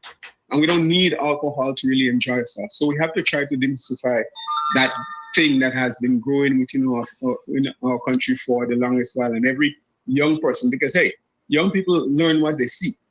So every child that grew up now thinks rum. And then not only that, it is in our music. Yeah. It is in our music. It is in our everyday life. So in terms of shifting from where we are, for the next generation to come, we have to find a way to work around that so that we can move forward in the future. And that's my contribution today, brother. And I wish you guys a wonderful day, and look forward to listening to the rest of the program. Okay, thank you so much, Jay. Thank you. And our telephone numbers again, 403-0101, 403-0101, 443-0101, and 458-1914, 458-1914. So, Leo, the caller before now, spoke about the drinking problem, the alcohol problem that we seem to have here. But I see another bigger problem, and not only for teenagers and people but people who are like, before I take that call, let me see. I have another, these lines are just a little bit too busy right now. Vibes FM, Vibes FM, caller, you on. Caller, come in. Caller? Hi, good morning. Yes, good morning.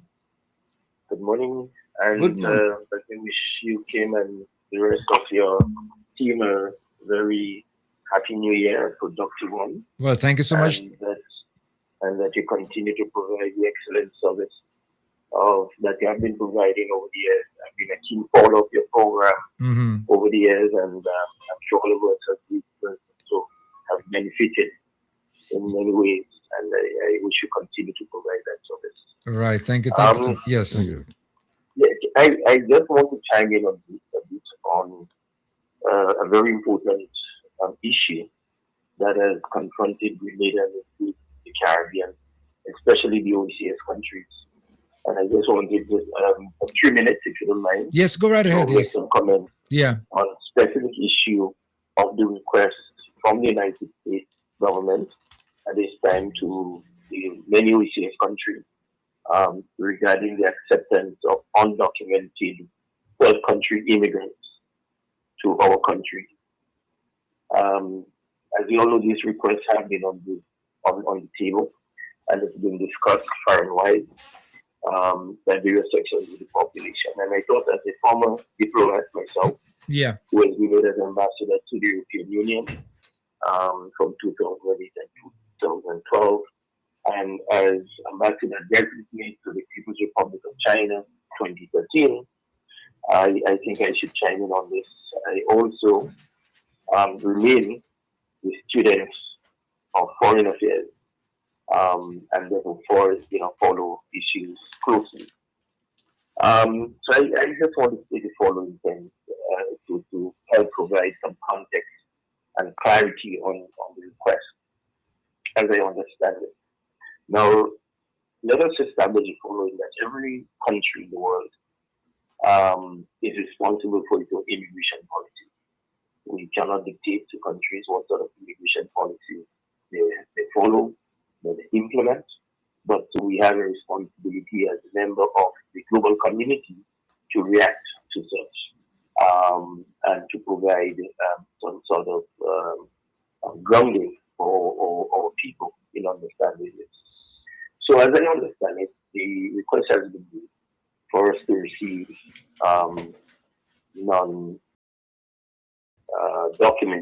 undocumented immigrants.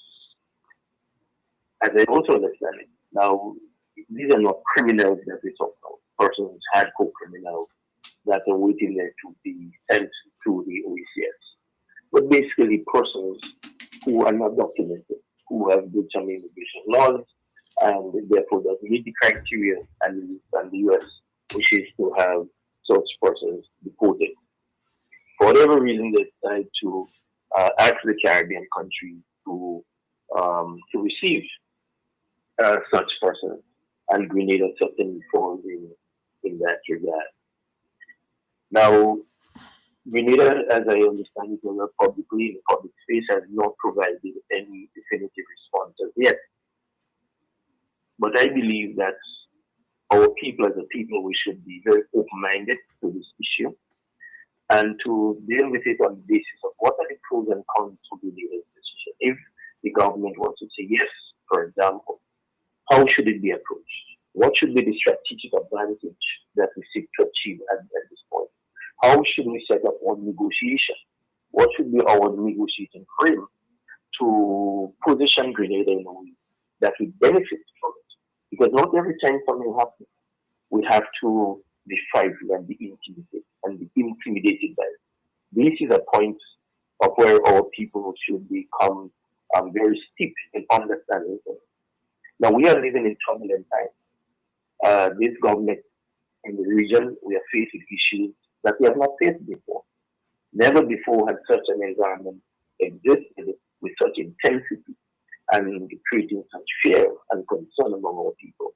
So we are living through challenging times, and therefore it is for us to put in place a mechanism to allow for us to respond positively to such a matter. I believe that first and foremost we must take a very human approach to it. These are persons who would have traveled overseas, traveled to the US, particularly seeking a better life. Some were successful and been able to come comfortable through various methods, setting to the green card, and then moving that to that of nationality. Some persons who probably due to be sent to Grenada as that country probably were in the process of seeking such documentation to allow them to live in the US and to earn a living to look after the family back there. Unfortunately, that might not have happened yet, and therefore they fall into the category of persons that are undocumented and awaiting deportation to a third country. So what would be the pros and cons of deciding yea or nay to such an issue? These are human beings. And again, I want to stress, there is a tendency and there is information being put out there saying, well, Grenada would have to receive criminals. My understanding is not true. There's quite a bit of a mixed bag of persons, as I understand it. They're skilled personnel in there, they're educated, they're informed persons, and I would hope, as I make this point, that one of the things that we leaders should be doing as we consider this offer as a country, and I think we as a country, is to be involved in the selection process, to negotiate to the point where we can have history in the kind of persons, the profiling of the kind of persons we accept. Certainly, I don't think that we should accept criminals, those criminals that have that is evidence-based, but we should look for persons with skill sets that the country needs from, persons who can contribute to the economic development of the country as and when they're at. There are other things we should look at. If we select that the government agrees, we need to put a number of things on the table. We need to put need for housing, need for social security, need for physical safety and security of all people. We should also look at how do we get people to acclimatize and to integrate into the Grenadian society. And that therefore may require the establishment of some sort of committee or so that will advise government on the way forward, how they should address this sort of matter. And there are many things we can put into. For example, we have a CPI program that charges up to about 250,000 US per person. I think part of what needs to put on the table by this government is some financial compensation in the mode of the CBI frame in terms of the cost. The other thing that we need to look at, and the government will be well advised to do it, is to provide some form of citizenship, another type of citizenship for such person or nationalization. We can provide, for example, temporary nationalization for such persons so that they can be integrated into the society. So we have a broad scope that we can look at. We also have to look at the fact that let us not be intimidated. I think some people may very well arrive in the data. And I, having time to clear my head and having arrived in the data, I may wish to travel back to the country of my origin or the country that my parents came from. We must have the opportunity and negotiate within the framework, whatever framework the government is going to get involved with the US, that such persons be provided the opportunity and that the financial arrangements probably be put in place to allow for that to happen, for persons to travel back to their home base. So all in all, I want to suggest that we take careful look of this. We act on the basis of facts and not an hearsay, that we allow the government to negotiate in good faith, but that we, in our public discourse, we look at the pros and cons and we do not become overtly negative to the possibility of accepting persons who are undocumented. Many of our citizens in Grenada and throughout the region went to the US as undocumented persons, but over time they were able to sort themselves out, as we would say. They were able to go through the legal process and become green card holders and citizens. So let us not see everyone that is down for deportation to be a criminal and we should be running and hiding from such persons. It's an opportunity, as I said, for Grenada, providing we set up the right negotiating framework. We put our cards on the table. We are very clear on our national interests and the protection of our national interests. and that we seek to provide support to the government. If it were to say yes, we would accept, but this is a framework. Now, I'm saying this yes because, as we know that a number of islands in the ECS have already agreed and have signed a memorandum of understanding. Now, this memorandum of understanding is broad in context as I understand it, and not a contract as yet. They have to move from the memorandum of understanding to negotiating the specifics of what should happen between the individual countries, St. Kitts and Nevis, Antigua, Dominica, Colin, let me ask. to exactly what they want. I'll wrap up at this. Thank you. Let me ask you a question there quickly before you go.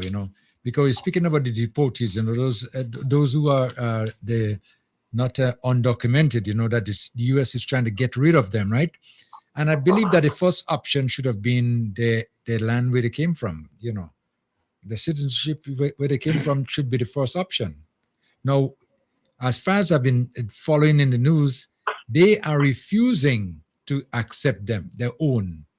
So why should we accept somebody else who doesn't want to accept their own?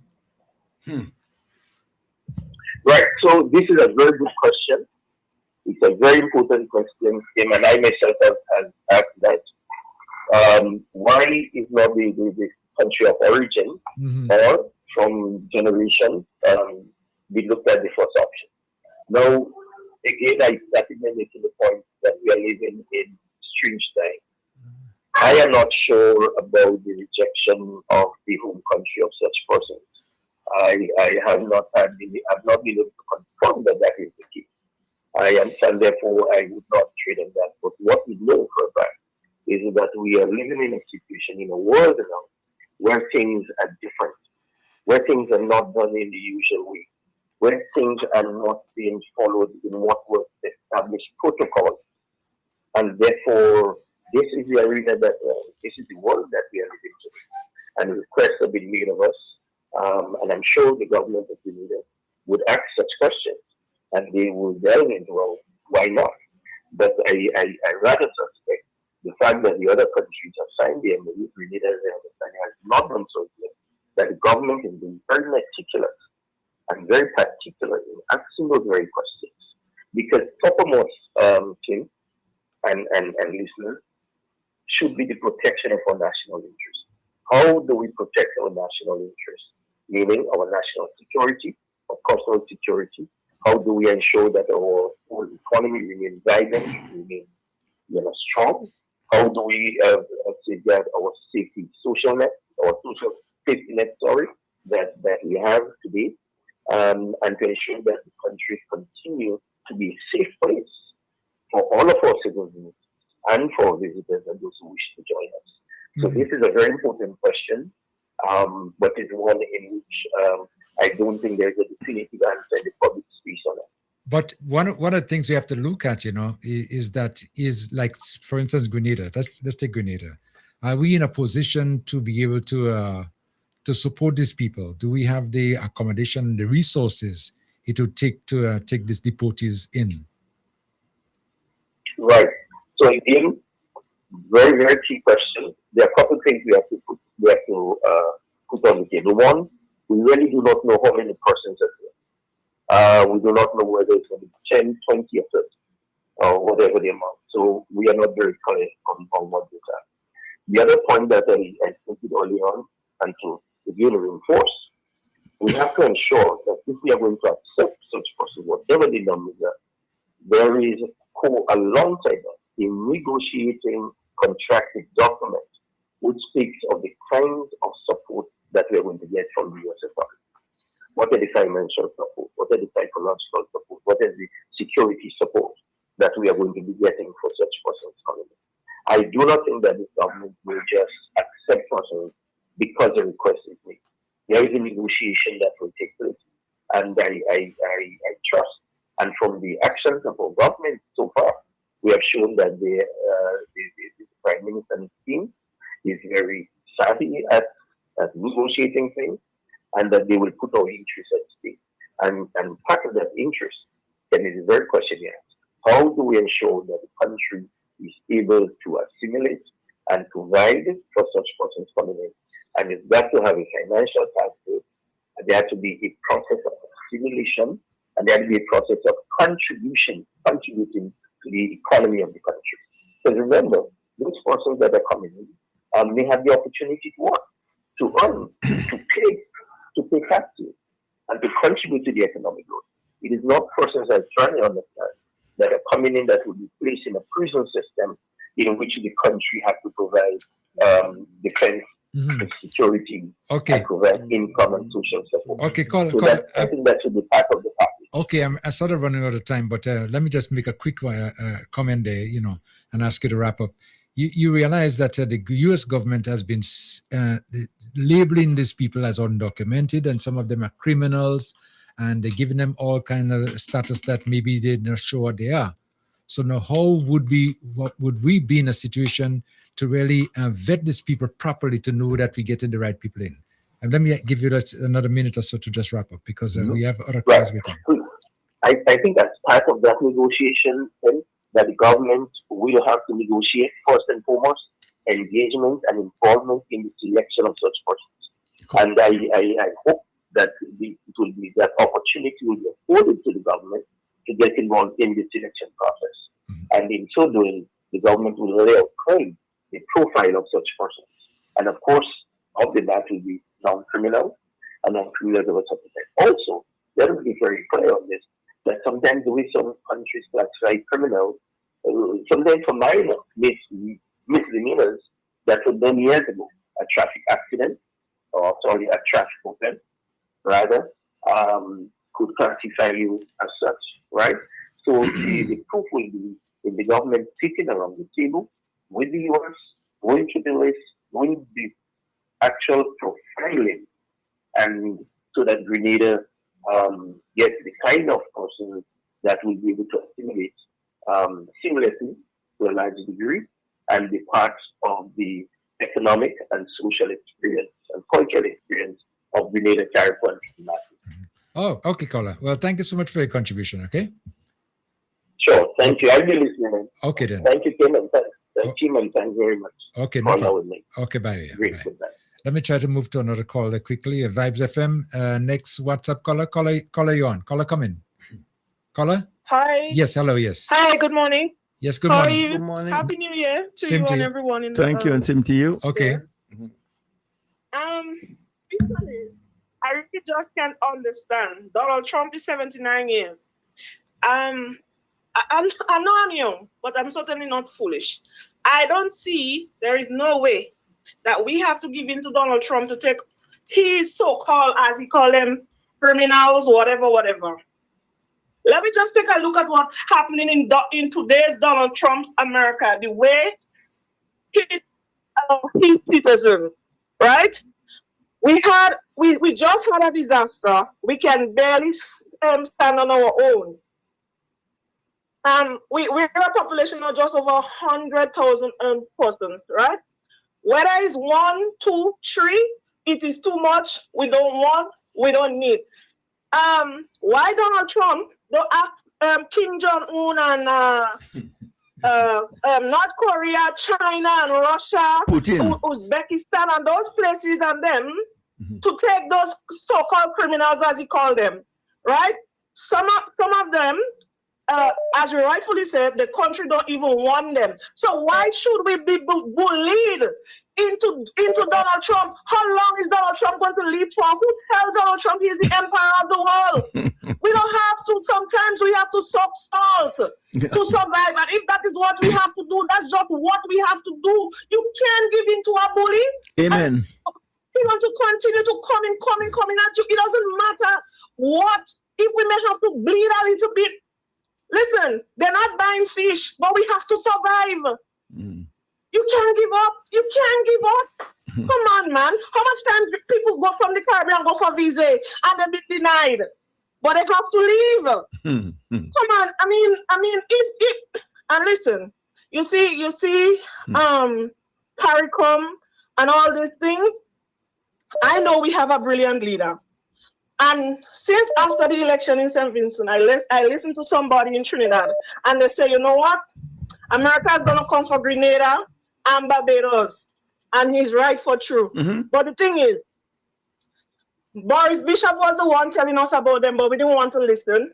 Marcus Garvey before him tell us about the same America, which they used to call the United Snakes, and we know who they are. So, okay, Obama deported more migrants than Donald Trump. And why? He did it in the proper way. So why Donald Trump don't do what he's supposed to do in the right way? Who is Donald Trump? I mean, come on. A lot of us just talking about this and that because we feel comfortable. I don't like him. I don't like him. He don't like black people. He don't like nobody but himself. Donald Trump is a self-starving narcissist. And the Caribbean, rest of the, you see Kamala too, is all right. Anyways, I want good to say, good to keep. Let's just watch. Take care. Enjoy the rest. Okay, yes. Bye-bye. But thank you, caller. She's passionate about what she said. No, I agree totally. You have my support 200%. 100 enough. Give extra. Yeah. Next caller, come in. Caller. Hello. Hello. Yes, yeah, you're on. Yes. Yep. Okay. I agree with Ambassador Fletcher. That should be our procedure in terms of we're going to take in anybody from the U.S. I agree with his proposal. However, I look at St. Kitts and what St. Kitts did, and they did a very, very smart move. They made a smart move by saying that they're only accepting people from the CARICOM countries, excluding Haiti. And the reason why I think they say excluding Haiti, Haiti has never said that they're not taking back their people. So there's no reason why Haitians should be sent to other Caribbean countries. Now, the other Caribbean countries, residents that St. Kitts said they're going to take, they could take them and within the space of a month or two after taking the money from the United States, send it back to those respective Caribbean countries. Because there's no reason why the Caribbean countries will not take them back. So, but in general, I agree with Ambassador Fletcher and his ideas of taking some of these people and make sure that we really have a good look at them in terms of their criminal records and whatever it is. And once they have criminal records, we wouldn't accept them. But if they come with a specific skill that we need, and we need a lot of skills that we need at this point in time, I think we should take them and assimilate them in our society. That's my contribution. Well, Carl, before you go, let me just say quickly there, because you just mentioned something that I'm not aware of, Did any of the CARICOM countries refuse to take their own back? Is that what you're saying? I don't know. I don't know, but I know for Haiti, I know definitely they never say they're not taking their But I think Grenada's going to take their own back. They did mention that, if I'm not mistaken. And most of the countries in the CARICOM would take their citizens back. I don't see no reason why they shouldn't. I think most of these people. Yeah, and most of these people I think they're speaking about is people from Europe, Asia. Might be just countries out there. I want to believe that. According to Ambassador Fletcher, I think we should only take back those with specific skills that we need and people that we get assimilated in the society without people without criminal records. Yeah. I expect to Haiti. I expect how St. Kitts did is St. Kitts made a smart move. But I think we should follow Ambassador Fletcher's suggestion if we're going to take in anybody into Grenada. Okay. All right. Okay. Well, thank you so much for your contribution. Okay. Okay. Take care. Okay. Bye-bye. Let me try to take another call there. Vibes FM. Next caller, you're on. Caller, come in.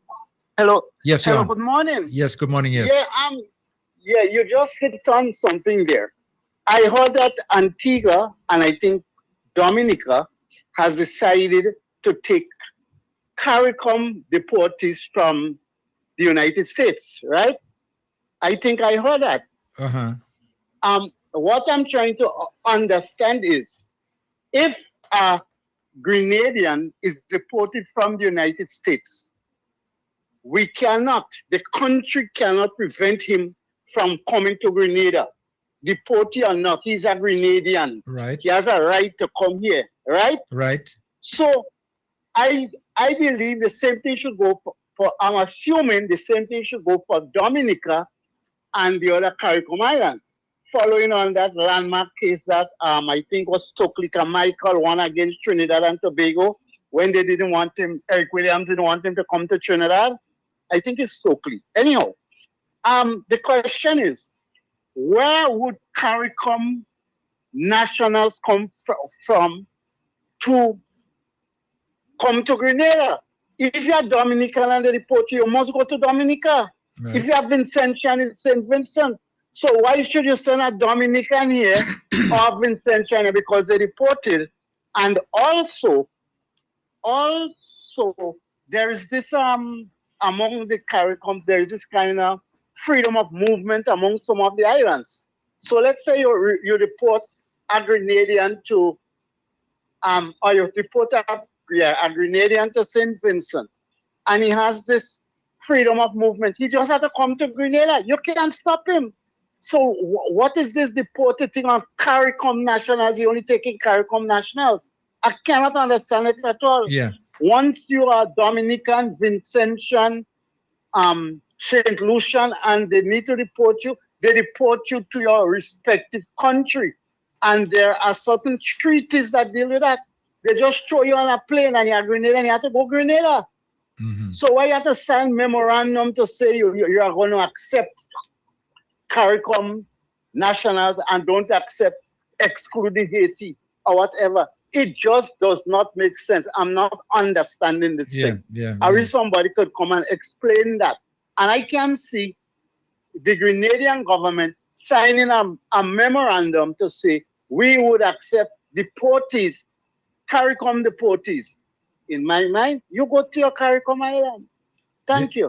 I wish somebody would explain. Thank you. Okay. I agree totally. Yeah. Because I think you take your nationals, everybody take their nationals. That's it. You can. I don't think the deportees are CARICOM residents. I mean, this whole thing about asking a little country as Grenada to take deportees is just malicious. These guys and them just Vibes FM caller. Hello. Yes, you're on now. Yes, come in. Yeah. Kim, yes. My Indian partner told me, he said Trump is punishing the English-speaking Caribbean others for the other ones, except Trinidad and Guyana. Yeah.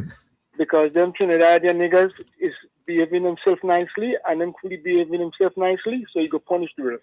Mm-hmm. So that's what it is. And if you look at it, Trinidadian Prime Minister is playing ball, and Guyana's Prime Minister is playing ball with Trump, so that's fine. But the other one, they're playing, instead of playing badger on the soul, they go so that's it for me. Yeah, okay, thank you. But like let me keep my tail feet on quiet and critical and bring my jacket. All right, okay. Don't overdo it. That's all. Yes. Don't overdo it. Okay. Right. But like it's saying, why shouldn't CARICOM refuse their own? No, that doesn't make any sense. Yeah, making no sense to me. It is your problem. Yes. But why should I take somebody from Winston? Who we going? And I know that America could consume 15 times the amount of illegal aliens and deportees and all they have in America and not feel the pinch. Yes. Why you want to come and impose those kind of people on small states who they're a small economy and they're struggling? It's wickedness. Yeah. And it's Trump and Rubio. Yeah, definitely. That's where it's coming from, And they're trying. All this guy doing is trying to get at Cuba. All he's trying to do is get at Cuba. And you want to, as we say in Carol, you want to decache the whole, what? Vibes FM, next caller. What's up, caller? Come in.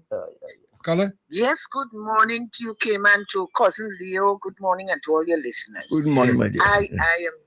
I am curious because I'm listening to the discussion on the deportees, yeah? Mm-hmm. And I know that if they're deporting somebody back to their homeland, they don't just put them on a plane and send them back, as a previous caller said. They must find somebody outside there to sign that they will accept them. So that person has to be on the airport, yeah? And then when they come down, that is just in the normal deportation system. That's what I'm talking about, yeah? So somebody has to be on the airport to receive the deportee, yeah? Okay, no, this thing, how they're doing it there, and they're sending people all over the place. I don't know why they're calling it deportees. I don't know why the word deportees is being used. I am listening, I'm following all different discussion on it, but I cannot understand why the word deportee, because it is sounding like America is still in control of them, but they're putting them in all they don't want them in their jail, so they're putting them in all other countries, but they're still in control of them. It seems to me that is what happened. But on the issue again of deporting, a young man who recently chopped off another man's head in America. He grew up in America. He's Cuban, but he grew up in America. But he was in and out of, crime business. And America sent him back to Cuba. But you know what? Cuba did not accept him. Cuba sent him back to America and said, he learned all these bad crimes in America, so deal with him. Yeah. You understand? And they sent him back to America until he chopped off the landlord head and was kicking it down the road and all that. That was on social media. So I don't know how he has ended up. But they sent him back to Cuba, his homeland, and Cuba sent him back and said, no, he learned all these crimes that he knows in America, so deal with him. Yeah? Yeah. So this deportation business is kind of confusing. It is really kind of confusing. And I'd say what is confusing me is using the word deport. Yeah. Yeah? Because if you're deporting somebody, you expect to send them back to their homeland. Right. But I saw a man did apply for a green card, and his relatives watching the news saw him in a strange land. When they had that in the news, they had a picture of the people that America sent, and they saw him going, and that, so they went to a lawyer and they claimed the man. So sending the people all about the place, I don't know how that can be called deportation. I don't know if it's a writer's error or if that is coming straight from America, but that must be clarified. Yes? Thank you for your time. Okay, thank you so much. Yeah. One of the things I'm still trying to find out is some of these people, Salio, that have been, well, I don't know if you're using the right word, deportees, but have been expelled maybe from the US. Are they just undocumented aliens, or maybe they coming from prisons or jails or some sort of facility, where they've been confined? All kinds of classes. You find them, and people. You find there's some very innocent people, hardworking people that are in the bunch too, There's a gentleman doing his work is a landscaper. ICE grab him up and deport him, and the guy has been in America for so many years, has two children that are both veterans serving in the American military. That kind of person is deported too. So this madness that's going on, it's really, really crazy, because it is what you're saying, it is, because I saw a situation too where one person, had gone in for an interview with the immigration, with a scheduled immigration, appointment, to be, and when he got there, ICE was there ready to take him out, and let me take a call. Hold on. Vibes FM, hold on. Vibes FM, caller, come in. Hello, Kim. Yes, hello, yes. Happy New Year to you, Mr. Leo. Thank you. Happy New Year. Yes, Kim. This deportation thing is a lot of question we have to ask ourselves, Because first, economy is very small. Who going to be responsible for the deportees and them? Right? Yeah. Would they be, asking myself that, would they be now be free, or the government will have to get a place to put them? when I say free, to walk the street and everything. Yeah. Right? Would they have, who would be seeking, if so, who would be seeking jobs for them?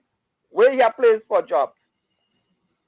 There's a lot of questions. And the thing is that now, I hear it from Trump out. It's criminals, rapists, drug dealers. Do we want that in our country? Do we want that in our country? Yeah, yeah. Okay, look, right now, nothing. We are a peaceful nation. We don't have no big crime going on in our country. And look, it put traveling advisory on Grenada. So what will happen when you send that criminal on them to Grenada? Right? And crime start happening. What's going to happen to us now? What he will do? What? More advisory? More advisory? He doesn't care about us. Sanction? Well, then he don't care, so we have to say no. Precisely. We have to care about ourselves. Thank you. Yes, we know what they does do. When you don't go their way, Yeah. we know what they does do. Sanction against you. We could handle it out. For a few years, we could handle it out for a few years. I believe so too. Yep. COVID passed, what? And wait, for what, 3 years or so? Yeah, man. I agree with you. You said it all. Yes, We could survive without there's Trump. a lot of questions we have to ask ourselves. And we can't just jump into what Trump and Marco Rubio saying all the time and feel they will hold us in the neck, cut our throat. No, we have to fight back. They will not cut our throat. We got to fight back. Yeah.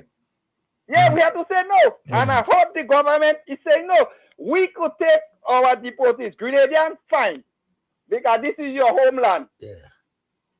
But taking criminals and rapists are taken from what he quoted, or quoting from what he said. Criminal rapists and drug dealers. And bring in our soil. That cannot be right, my friend.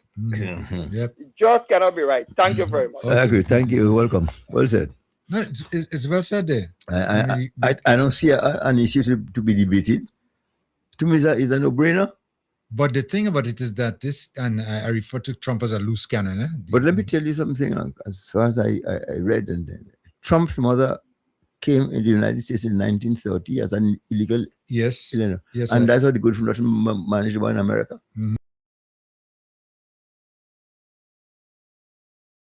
Man, I'd rather go back and sell cotton. No. It doesn't make any sense, But I believe the pressure has been applied now in the Caribbean, because he basically wants to control. Yeah, but he wants you to do as he wants you to do. That's it. And you do as I say, or you'll be punished. And if not, then he's going to start to take all these actions against you and whatever he feels like, like we wake up one morning and just decide, well, he's going to do this and he's going to do it. That's it. And like this, keep saying no, whatever he want to do, he go do. Whatever he say he go do, he go do. It's just a matter of time. Vibes FM caller, come in. Yes, good afternoon to the gentleman. Yes, good afternoon. I find Trump first must start to make deportation with his wife. Marco Rubio must try to make deportation with his family, because Marco Rubio grandfather came from Cuba to America, so all of them is immigrants. Yeah. And I don't know why we must take in these people that they want to send here to Grenada. We haven't got no big crime in Grenada. A little thing will happen to you fellas, you may see them fighting. But why? Who do we know we taking in? If it's a Grenadian, he come to Grenada, I'll show him he have his family here, and he could come to Grenada. Maybe if it's a Vincentian, and they deport him and he come to Grenada, he could come, then he could go over to St. Vincent. But we don't want no deportee that Trump and Marco Rubio trying to send here in Grenada. It's a no-no. And our government cannot go and do it without consultation with the people. We don't want that.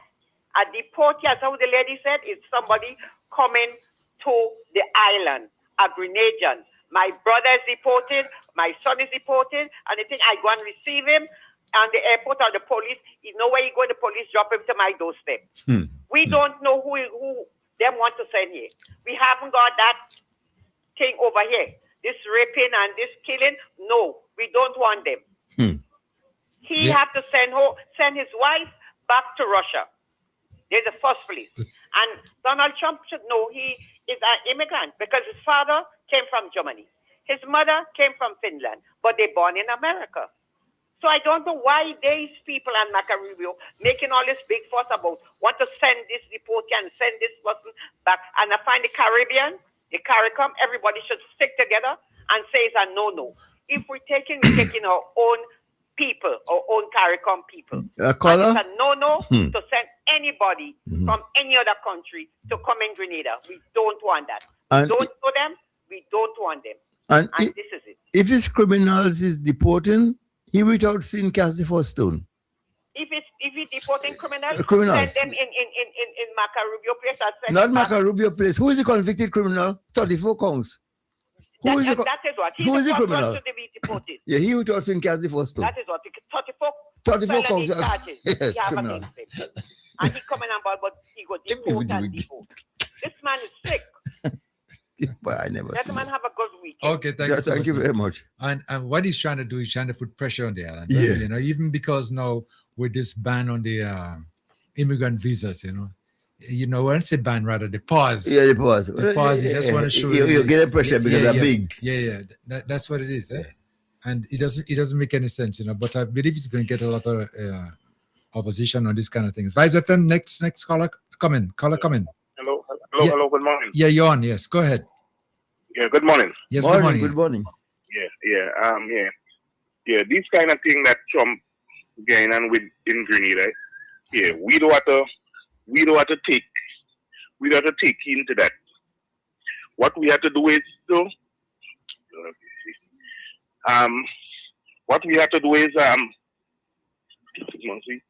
by what the legitimate source, what the government say.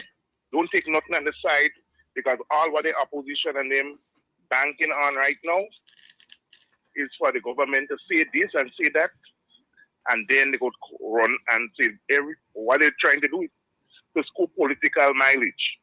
So all what we have to do, take from the legitimate sources from the government of Grenada, and I believe Honorable Deacon Mitchell doing the right thing. We don't want Trump to send nobody from different countries in this country here who we don't know about. Let us send them back to their country where they from. We take them back. We own people Grenadian. If you're from Grenada and you get deported, fine. You could come back here. Thank you. Okay. Yeah. I agree with you. No, I agree with that caller too. I agree all the time. Yeah. That's making sense because the fact that you're Grenadian and this is your country. Yeah. Come back home. That's all. We have no problem with that. But it's more than that. I believe that Trump basically trying to rule, and not only in America, because you have them like he wants, but the islands are Trump trying to put looking pressure. for an excuse, looking for a reason to divide CARICOM.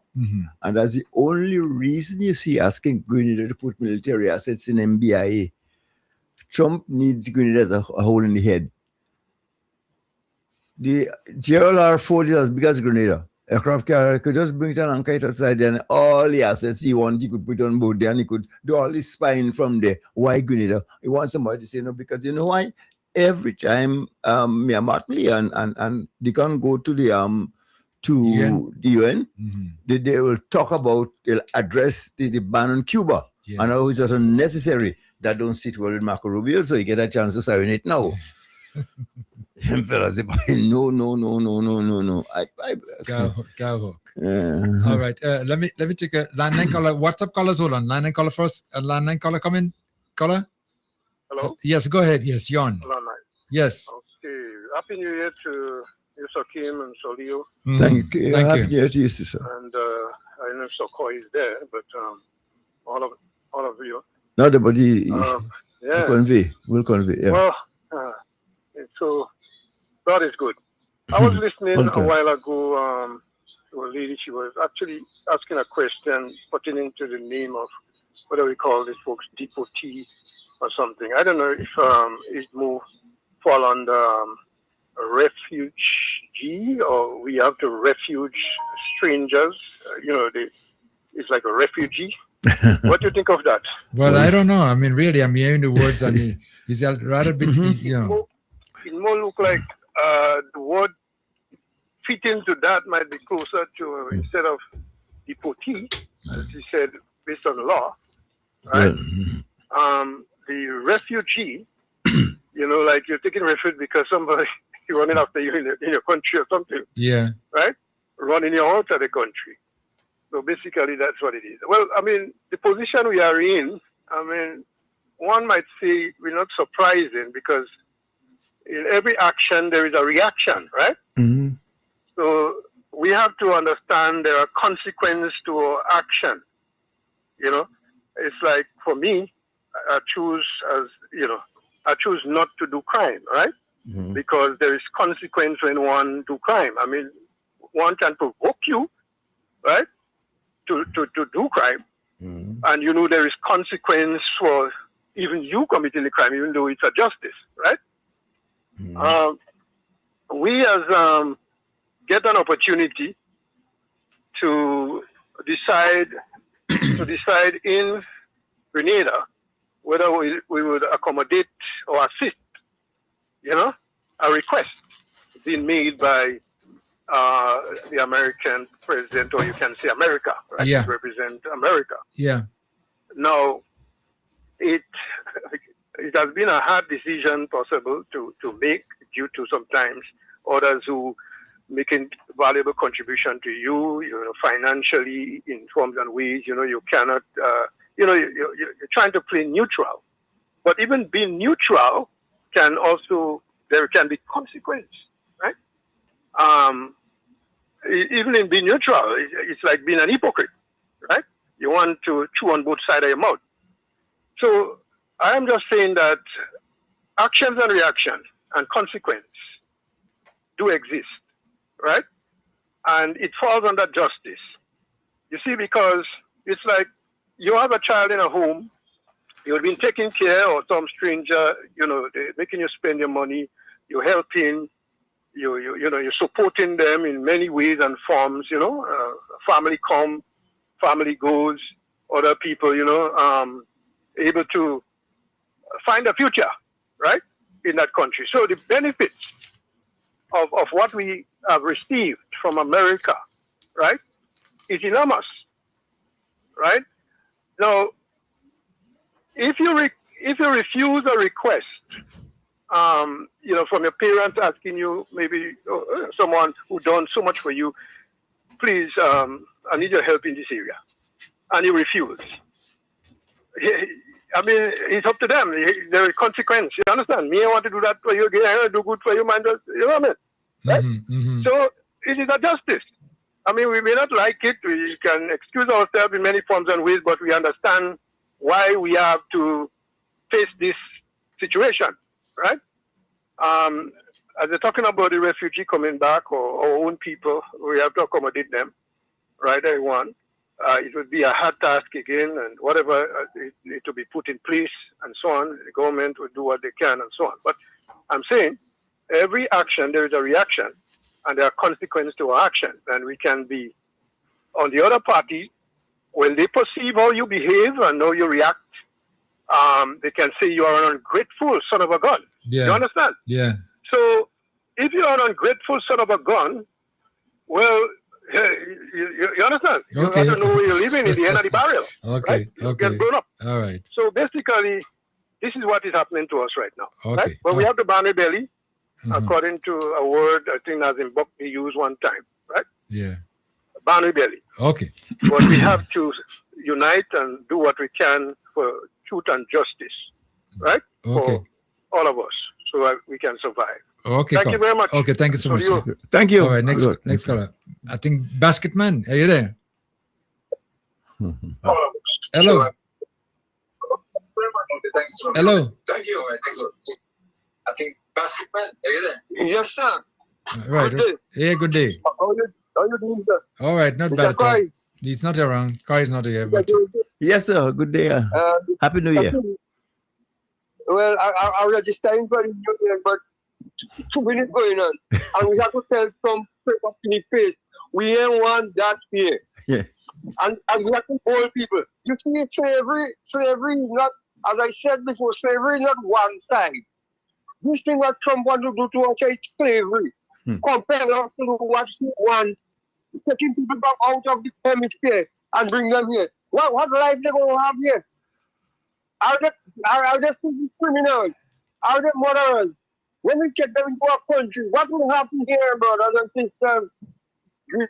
Again, open all your eyes and stand with your government and tell Trump, no, Caribbean people, say no to Trump. This accepting people from, I could see people from Dominica, going to Dominica, and people from Grenada coming to Grenada. There's no problem with that. Why you have to take people from out of this hemisphere and bring them here? Brothers and sisters, we have to check ourselves and say no, because we have to see Trump as the devil right now. Because he just wants to overthrow everybody in the world. Like the whole world belongs to America, brothers and sisters. We don't say no, Trump go mess on us. I say it as it is. And Emily Pierre. Let me go to Emily Pierre now. Emily Pierre talking about nothing. When Emily Pierre was in power, he not nothing already nothing and nothing needs to go away. Brothers and sisters, we have to listen to these people and she is so much American believer that she wants to put pressure on our government to accept America. Tell Emily Pierre no way, brothers and sisters. And this lady from St. David was running on the tourist industry. Brothers and sisters, this lady was in Canada. And now she's still being an entrepreneur for tourists. And she's still running on the tourist industry and talking about some stupidness about Grenada and with tourists. Them not ready for nothing yet. I met her husband in St. George, and he tell me, and he came and talk to me, and telling me that his wife is more popular than Deacon Mitchell. I said, well, tell them, but we don't call election now. But he can win that seat in Grenada, but that's being in government. I say, when you guys to join the people that are trying to build Grenada, are you going to join the people that are trying to break down Grenada and mark up Grenada? Like, you are from me, but brothers and sisters, this is what's going on. So, I thank you, sir, and I brought this up everybody here. One love. Okay, thank you so much, sir. Yeah, thank you. Okay, next caller. Next, WhatsApp caller coming. Caller, you on? Hello? Yes, go ahead, yes. Afternoon, how are you? Okay, man. All right. Fine, thank you. Wonderful. Mr. Leo, how you do? I'm fine, thanks. Yourself? I'd like to specifically put my point to Mr. Leo. Tell me. Mr. Leo. Yes, sir. It should be the dream of everyone who travel to go back to the land where they was born. I agree with you totally. Mr. Leo, there are some people in America now. All they do, they get up in the morning, go and sit down on the block and do all kind of nonsense. They don't prepare for where they have to go. They just don't care about life. Mr. Leo, if we have to take back deportees, we have to vet them. Even Grenadians, we vetting them before they come in the country. No, but even though we vet them, we have to take them. But I'm saying to you. Mr. Mr. Leo, I understand you're saying that we are those people that they want to send, even though it's people from which other part of the world. This country, and them say they don't take in them, you know. You heard the lady say the Cuban send back a Cuba, send back a Cuban. Yeah, well. Mr. Leo, I tell you, boy, when you see you go away, you should be one aim to better yourself. Look for the place where you was born. You have people that pelt stone behind their back. No, Mr. Trump putting pressure on them. We feeling the pressure too. What? Mr. What? It's unfortunate you'll have people of that ilk, don't you know what you call ungrateful people. They're all over the world and they exist. And we have them in our community too. But I am saying to you, I am as good as America is. I will always say it's the best country I know, but nothing in the Caribbean. If I have to come here, I'll come and sit right here. You we nice. Yes. We nice here. Yeah, but it takes. You don't need much to live in this country. No. No. Especially if you're willing to work. If you're willing to work, you don't need much to survive in this place. What? Mr. Leo? Yeah. What? Well, you know about America. I've been to America the first time I read in the night.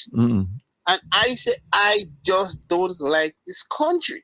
People start laughing at me. I say, I don't like this country and I've never been back there. I don't have nothing against the country, but I just don't like it. Yes, I just don't like it. Well, our good friend. It's like, our good friend. I don't have nothing against alcohol, but I just don't like alcohol.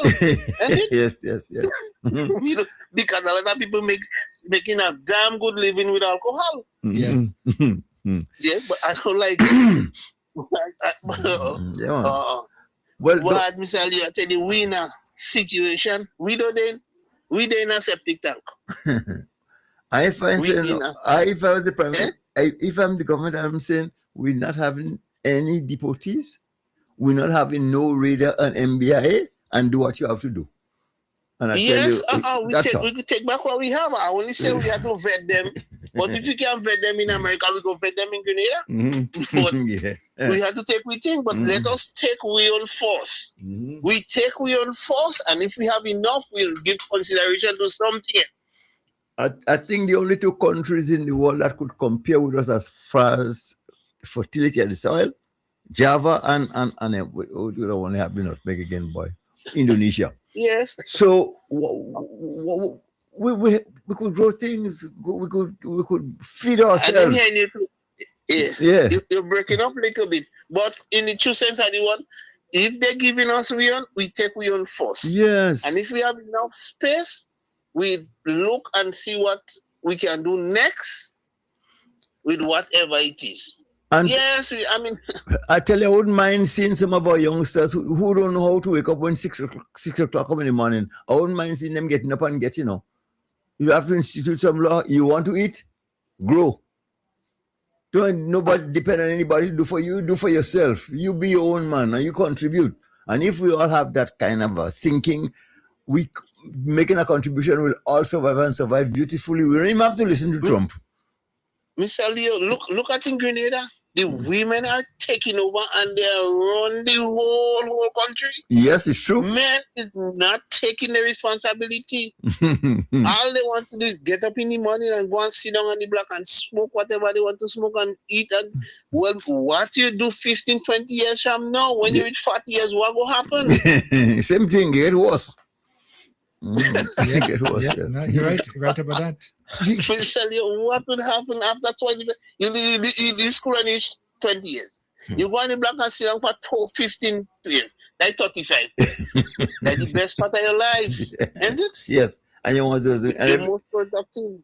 Boy, I really don't know. I don't know. Oh God, I'm saying you're in trouble. No, and this you don't look like Fredo helping you know. Mr. Kim, I can't make it up to the seafood, but my heart is with Carrico and Petit Matnik. I go eat a seafood for you. Thank you, man. Mr. Kim, I tell you already, my great grandmother come out in Petit Matnik, so I kayak by boat. Okay. All right, I'll take care. Okay, you too, buddy. You too. Right. Okay. Okay, bye-bye. Let me remind our listeners again, 403-0101, 403-0101, 443-0101, and 458-1914, 458-1914. Okay, this topic, Solio, is getting a lot of attention around the Caribbean, Of course, of course. Because you see it in home. Yeah. And every time I think of the people that we have now in our population, the youngsters in particular, I get to despise this NNP administration even more, because they're the creators of this Kimbo Kings. Yes. You why you a teenagers give them something to do? Only thing you could think about is the bush and the money in this 2026 or 2025 for that matter, and you want to come back again and say, go and rescue Grenada. Huh? You had, 40 years, And still didn't do it. And they should lock up everybody in Northwest. Because what's the matter with you? Allow it to happen. Yeah? And listen this morning, And that's why Victoria is so poor. The shrimp farm is in Victoria. I think this fall farm is in Victoria. Everybody go down and bleed Victoria. Yeah. Huh? Yeah. They're taking advantage of people there. How? All these millions of dollars that could have been done so much more. That's why you see I was so proud of this young lady, but when I read about her and this stride she made in her life, that is what Paul from Victoria.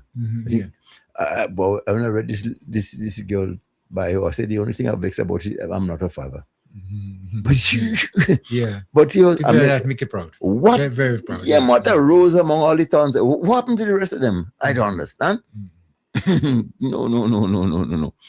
This is cruelty to the highest. But under this new administration, though, I mean, this government has been on a different trajectory. All the time. And you realize now they're trying to uplift people more than anything else. Trying to educate you and bring it to a next level. That's why I'm so committed. Because I'm old enough and I've been around long enough to see the difference. And even to in taking decisions that affect the country. For instance, even with the reader, the requests, and now with these deportees and things like that, he's not quick to make the wrong choices and make the right decisions for the country. And this is something we got to be very proud of. And this peer lady, making mention of those things as though, the steps that America is taking now is because of this administration. The fish ban is because of the NDC. You don't tell these people to be wrong for as long as probably 20 years, 16, 20 years. You don't do nothing about it. And then you're trying to blame somebody else. Vibes FM, line and caller coming. Hello, good morning. Hello, yes, go ahead, yeah. Greetings. Okay, thank you. Same to you. To the whole cabinet. Go ahead. Simply, sir. My due respect to everybody. Now we have a set of black men already.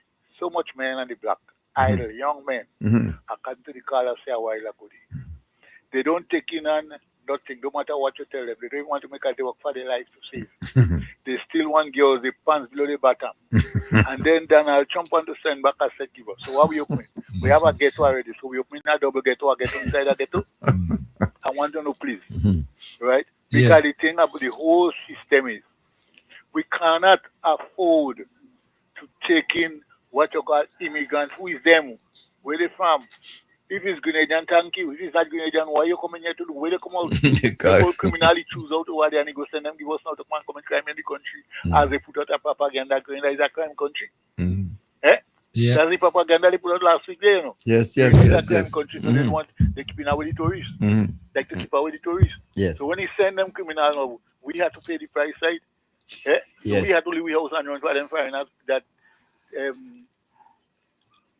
Donald Trump want to send give us there. Donald Trump better look for $1 because according to the good book, we have to go back on the good book and look at it properly. The thing about it is America is the world police right now. Look at it properly. And that is prophecy fulfilling. Right? So let's keep our head over the water and ask God for us.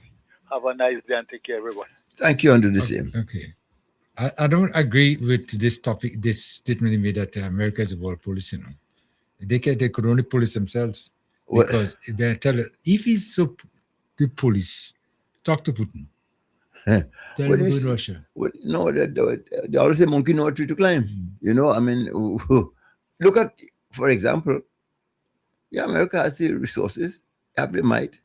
I mean, they don't have as many soldiers as they'd love to, but they have the technical know-how to destroy probably what look I did in Hiroshima and Kawasaki, But you can, because you have the might and the money, you have to dictate to everybody how they should live their life.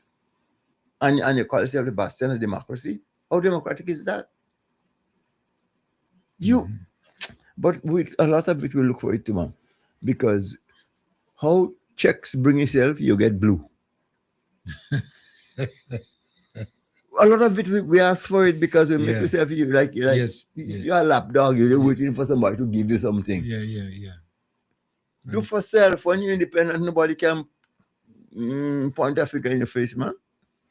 Yep. But we're so lazy thanks again to boy, the groom, the bridegroom.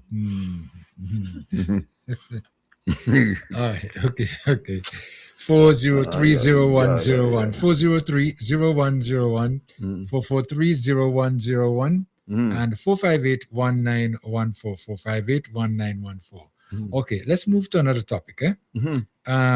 You realize that cannabis, or what you call marijuana, whatever the case might be, would be decriminalized soon, very soon. It's past due. Yes. And it's going to make a big difference to people, especially with the police records, because those records will be expunged. Listen, man. You have whiskey, you have bourbon, you have brandy, you have all kind of alcohol. And to me, alcohol is a lot more. It is more dangerous than cannabis. Than cannabis, yes. But you see, and they have that legal. Yeah, you see, because everybody they can control. I think every bottle of scotch that's sold in America, Kennedy's have a pattern on that. They get another share from that, and if it's still the same, but that's how it used to be. So as far as they're concerned, if you kill 1 million people, it still can be illegal. Right. But somebody, and in particular, white is making money from it. So why does to the society doesn't matter? But according to Bob Marley, it's a herb. It doesn't make you meditate. It make you drunk. So, and there are medicinal values to it, and people know that. But it's about time because, as you say, this was on the table for quite a while, and been talked about, and like you mentioned, the alcohol is worse than that. Yeah. And alcohol is legal, and still you can't use that for medicinal purposes and many other uses. And in low and high places. Yes. But I agree with you because when I have the cola, I drink I'll jack with some lime. But I medicinal purpose. But it's Lord. So that's going to be taken pretty soon into made into law, and then they'll start moving. That's just the first stage, though, because they're going to move forward with it. Finally to maybe decriminalize it altogether. I mean, or legalize it altogether. But right now they're in the process of passing that, and I think quite a number of folks would be happy because you don't have to go and lock up a guy and run him down for a little spliff you have there, a roach. A roach, they call them roach. Police run and pull him up for a roach and would take him in and, Tell me something. That don't make any sense. So what are we getting there? Slowly. Yeah, and it's past due. Decriminalize it, and then, you don't have to go. And once it decriminalized and people could take it, it wouldn't be so it wouldn't be sort of an expensive item. So okay. All right. This morning on the program, Ms. Isaac mentioned, and she was speaking about the progress now in what's in progress now in the Windward area, and the barge is in the area, and the construction of that much needed facility, the jetty, which should give the people of Pitimatnik easier access into Carriacou, much within a matter of time, Yeah. Is a very welcome. It's a welcoming thing. And there's some, you see, there's a lot of people who don't even realize what it takes, what is necessary to do certain things. Yes, that project, I think, was delayed, but if you get into the nitty-gritties of it and so on and so forth, there's a barge coming out of Guyana. Although they didn't already coming up, but then the captain realized, he said, after they think about the condition, till then, that barge nowhere in hell could enter Windward. Because to navigate and to maneuver in that thing in that area. So that had to be changed. A new badge had to be sought. And good is there now. Engineers did what they had to do, surveyors did what they did, and I didn't realize what's involved in that. But the good thing about it is that I think that once the piles are driven, all the other slabs, they're ready. They'll be 1, 2, 3. So they'll go much faster than you think. So, but it's good, and it'll serve winner and Pitimatnik good. And in construction, there's a rule of thumb, you know. You plan long and you build short. Yeah. And that's what's been implemented here. Instead of you're planning short and you're building long. Yeah. And in 90 cases, is that what it's supposed to be? Yeah. So until certain people understand what certain things, you know, there's some people, and I listen to them, and of course they're misguided. They don't know who is what. But you know, Leo is associated, so is Leo. Yeah. But so that's fine if you think it's Leo. If you're asking a question and you're looking for information, I'll inform you. But I could check your body language. If you're looking for confrontation and confusion, I'll confuse you too, you know. Yeah. There's something wrong with us, boy. But that's the way we are, you know, in general. This sort of a attitude that we have, you know, it's not the best pattern of behavior. It doesn't really go down well, you know. But it's what it is. I always say it is what it is, and change sometimes is difficult, you know. No, but it get worse. Finish what you started when the initial. It get worse. Caracol, I know Caracol always had a little concussion, but not to the extent that it is now. I don't know where we get this facility that is graduating so much hypocrisy in Caracol. No, we got to do better than that. With the kakabawi that gone, you know, now it's kakabawi for nobody, and everybody, if you stand up too long, they want to chop at you. Eek, that must stop. Well, must stop. It has to. It's just a matter of time. Eh? Yeah. Because what has been happening over the last couple of years, you know, is that the attitude of people is changing, but it takes time. But you know what I can tell you, Kim? The one thing I always preach gratitude. Gratitude. Say thank you when somebody do something for you, appreciate it. And I will tell you something, in all my life in Carriacou, and I'm not a spring chicken, the effort that was made on behalf of Carriacou and Pitimatnik by this administration is second to none. Yeah. So I have to do all in my part to say thank you for that. And if we have an administration that is paying us some attention, we have to support them in every good form and fashion. But you're so quite right about that, Solio, you know, and in my lifetime as well too. I've never seen Carriacou and Pitimatnik get so much attention. It's true. In all governments that pass, whether it's the Blaze, the Buffett, whatever, the whole bunch along the line. Never see anyone give it this much attention as this moment. And I'll tell you one thing, I know for a fact that it's not that all the other administrations were not well-intentioned. And I could speak about H.E. Blaze and his administration. And I know that this man gave his all, and in a way that nobody could point a finger at him and said, we didn't do as much, he didn't have as much. But you can accuse him for a shilling. Yeah. You cannot accuse H.E. Blaze for a shilling. So he did the best that he could with what he had. So, Vibes FM, caller. Good afternoon, Mr. Mills. Yeah, good afternoon, yes. Mr. Joseph, good afternoon too. Good afternoon, sir. How are you?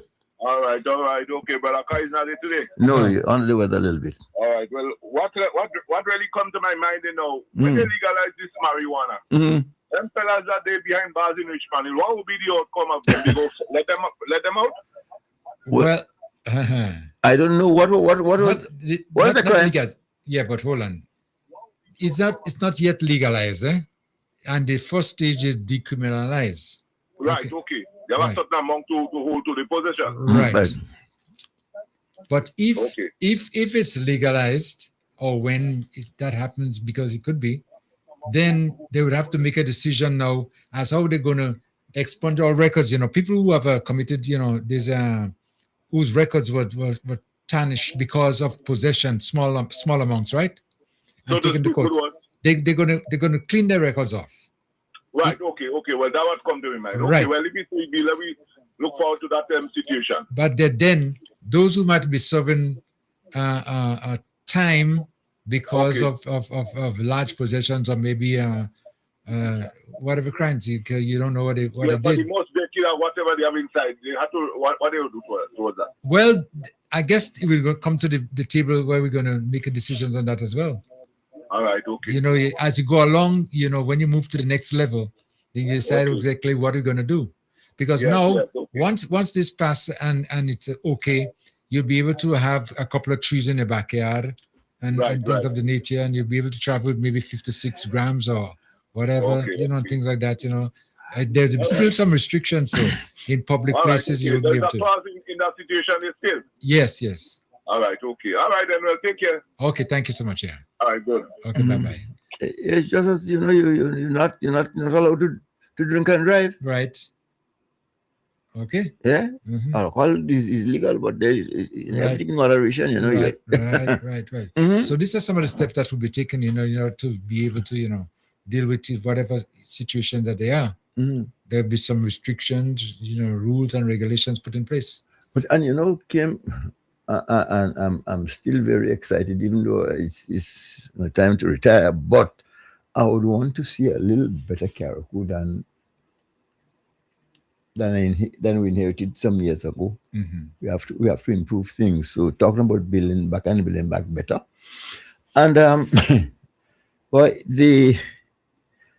I understand the administration's peril to the extent that as well intentioned as these boys were, Beryl came, and Beryl put a spoken will. Yeah, and we have to deal with the Beryl situation. There are a lot of things that will take priority in the sense that there are still people who are outside. But again, if you only had the workforce and the youngsters of this country that are prepared to do something for community's sake, we could have been further advanced. We don't have it, and it's not this administration's fault. So in as well-intentioned as there are, in some instances, implementation is a problem. But I'll tell you, I'm hoping though, before the end of this term, that some way, shape, or form, the town of Hillsborough will be addressed. Even if it's not done, but it must be put on the burner. Yeah. And there are some buildings in Hillsborough, use it or lose it. I quite agree with you on that. This is something that needs to be addressed. I mean, as of yesterday, and nothing has been done. But we have come to a point now where we have to make those decisions, and it's just a matter of time now. I believe it's on the burner. The government had to get on the back foot. And this is something. There's something called eminent domain. If you can't afford, put a change in the bank for you, and we take it and we have to do. What? No, because you want transformation, you want upliftment, you want betterment, and some of those obstacles in town they prevented us from, not the government, but some of them buildings in town. We had to get rid of them. Time. Vibes FM caller. Hello. Good afternoon. Good afternoon. Yes. Good afternoon. Sir. Okay. Kim, I just listen the political leader of the NMP Yeah. talk, and most times she'll talk is about cost of living and cost of living. I don't know where she thinking she will get with that. Because the cost of living was high. Yes, it get more high because we all know why. But what she not saying, how she going to solve the problem with the cost of living? No. Yeah. Yep. And I cannot see, Mr. Kim, I is not young. I 62 years, going on 63. And when I was small, I know our bread used to be penny. Right? Yeah. No, that was the small round bread they used to make in the, cover it with the blogger leaf, and you make it in the mud oven, the outside oven. Yeah. Bob's bread. Right. Now, how much for our bread now? Yeah. So there is no way cost of living going down. Yep. And Miss Pierre had to get that in her head. There is no way cost of living is going down. It's only up and going. A pound of flour is to be 5 cents. Yeah. You understand? Yep. You're going to get that pound of flour in your paper bag. Mm-hmm. You understand? So I don't know who Miss Pierre thinks you want to fool. And you spend, it was so easy to solve. Why she didn't solve the problems? They spent 25 years, you know. Almost 25, 23 and a half. Out of the 50 something years we celebrating, 53 we celebrating now, 52. Yeah. In independence. They spent almost half. And they didn't solve that problem. She talking on health. If they had do a good work, this government didn't have to come and do all the work they have to do now. All they had was to do is to build and improve it and make it better. You understand? Yep. Make it better. That's all this government had us to do. I see, Mr. Kim, even the stadium we have at River Road there, Queen's Park. This government have to come and fix that stadium. Since in the reign of NMP, this stadium was in a terrible, terrible state. If they were concentrating on sports, as the leader was saying, Dr. Kit Mitchell, he was a man of sports, he would not fix it. Yep. This government had to come down and find money. As he will say, money to fix that stadium now, to repair it and everything. That costs money. The road. She's saying the road this and the road that. They had the opportunity was to put the same pipe. Now after fixing it now, they had the opportunity to do it under their time. They didn't do it. The widening of the road. What is this government doing now? They had the opportunity to do it too. 23 and a half years. Mr. Kim, they think they could fool the young people, but the young people knowing everything. One button they press in, and they don't get everything. You can't fool them no more. Yeah. So there is no way cost of living to go down. Yep. What the government and them does do in some of the things they does remove the tax from some of the basic items. They might move it 20, they might move 30 or whatever amount. And that's it. And I know that. I've been around in town too long. I've been in town too long. So when Miss Peter, she have to come better than that. And only cost of living. Come on. Look what government do for education. Our education level is high right now. Only problem when the NMP was there. Protest every Monday morning. Children can go to school, protest for this, protest for that, protest for everything. Mr. Kim, tell the NMP they cannot rescue Grenada. How a drowning person could rescue another drowning person, somebody that's alive. A drowning person want to save somebody what is alive. Yeah. That can work. Okay. Tell them that can work. So tell her, will and come again. Bye-bye. Good, thank you.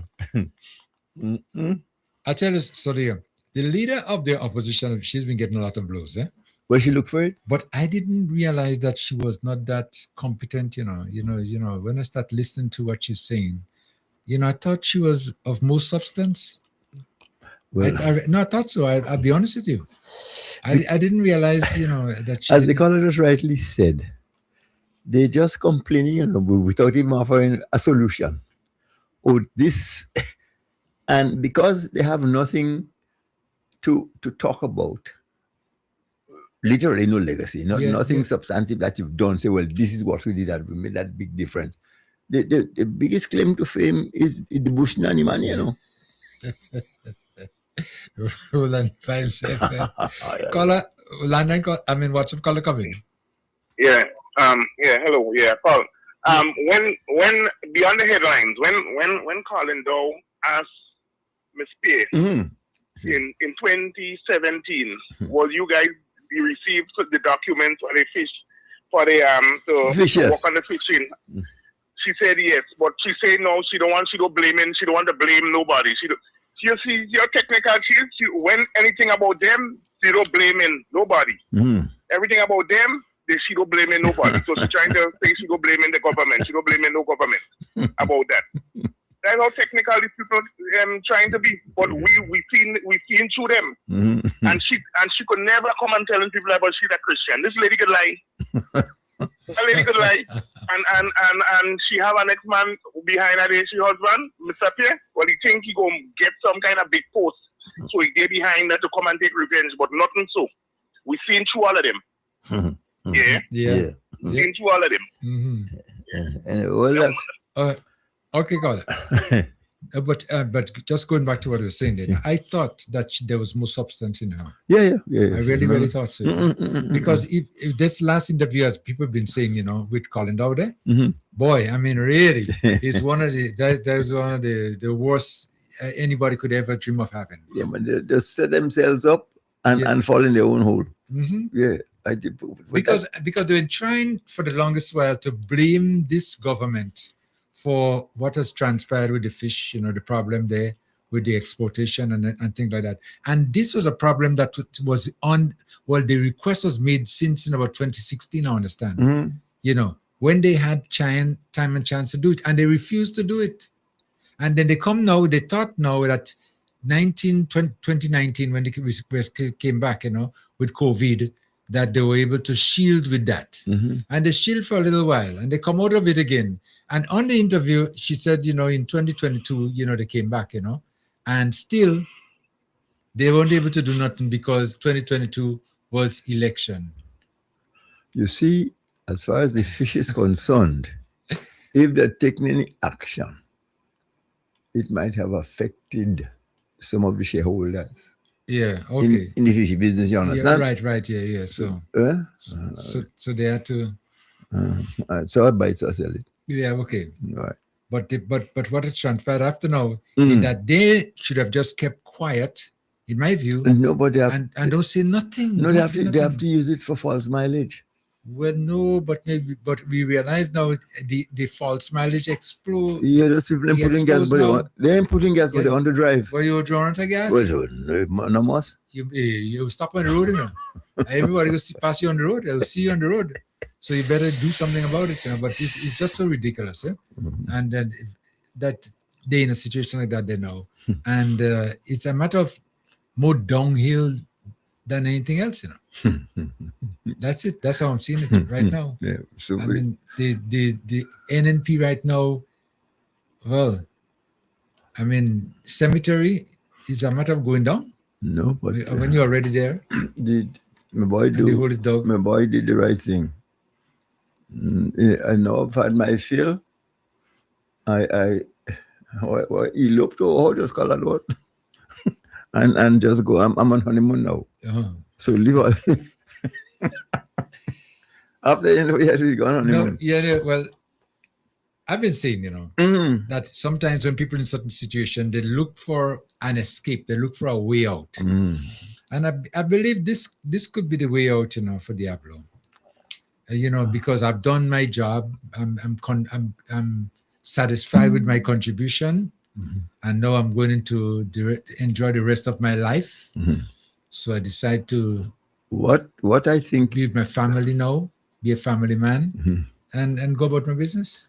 Well, what I think we should do, we should give NNP a state funeral. Oh. We can't just allow them to die so. No, yeah, oh yeah. We can bury them like that. Give them a state funeral. And I know who would rip them, but the flag. But once you're dead, bury on and the foolishness. A state funeral? A state funeral, yes. And we can't get no regular funeral. Okay, they deserve it. Yes. Go in peace. 443-0101, 443-0101, 403-0101. Those are the numbers you could call to join the conversation.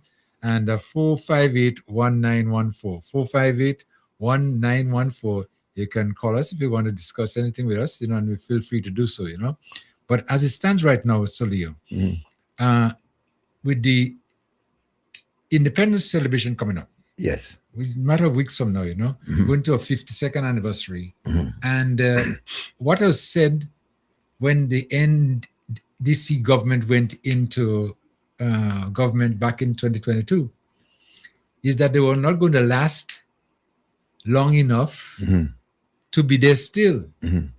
And as far as you see now, 3 years plus going into the fourth year, and is look at they're just starting to rev up, Boy, when I think of it, I've been listening to my body this morning, and I'm listening to the amount of funds that were misappropriated. Boy, this Mount Hartman deal, this Rivera deal, this shrimp farm deal, this cap bank deal, this fowl farm deal, this call center deal. Yeah, man. And all this happening, and in my good little karaoke, the hospital doesn't even have, all they have in the trauma center is an oxygen tank, an AKG machine. So, if you care about people, on these things, nobody could convince me that in Karakou, in Bel Air, that we should have a better facility there than now. And it could be done and maintained. And it even costs us every time you send somebody in Bel Air, when you call them and they agree. Yeah. Because we have nothing here. But nothing was done. So are you going to have anything there? Long time better, you should have a thread, and if you bounce your toe, you tie your toe with a thread for you to see. You didn't remember that? Yeah, black thread. Yeah, you tie black, or something that one time the timer to the red thread. So if you see your monks again, when But nothing has happened really, over all these years, and things are happening right now for Karakou in a big way, But how these fellas sleep at night? How they feel? You have investments in the millions. You said that you would forget what and you keep pounding on the so-called poor and vulnerable, taking advantage on them, and the poor people can see further than the nose. The same man saying he loves you so much, they give you a change, the one. Or invest a something so you could turn your hand. You see, the thing about it is that if they give you a change out of the change would be less, and the excitement and what drives them forward is having more and more and more. The more they make, the more they want to see. And so you now on the other end, you're not getting anything because all they're thinking about is themselves. But if they're thinking about you and helping you, at the end of the day, I believe in the statement when you say, the more you give, the more you receive. Yes. I see it happening in my life all the time. But they don't see that. All they've seen, the more they get, the more they want. Yeah. And that's it. Well said. Yeah. Give me some. That's it. And the strategy, again, that we were using for the longest while of staying in there was working. But the chain has been broken. The chain has been broken now, Well, I better tell you, the first, and I hope we'll never see another group of that. Yeah, I don't standing think so. To come back to say governing Grenada, because this country. Listen to me. Back in the 60s, when Grenada, when we had WIBS, the broadcasting service, when Grenada was like the headquarters of the Winod Islands, but we've gone from that to, I don't know. Yeah. We've gone right down, man. We go from. Yeah. Grenada was a leader. Oh, you mean? All the time? When in our school, we had students from Dominica, Venezuela, all everybody coming to Presentation College, Yeah.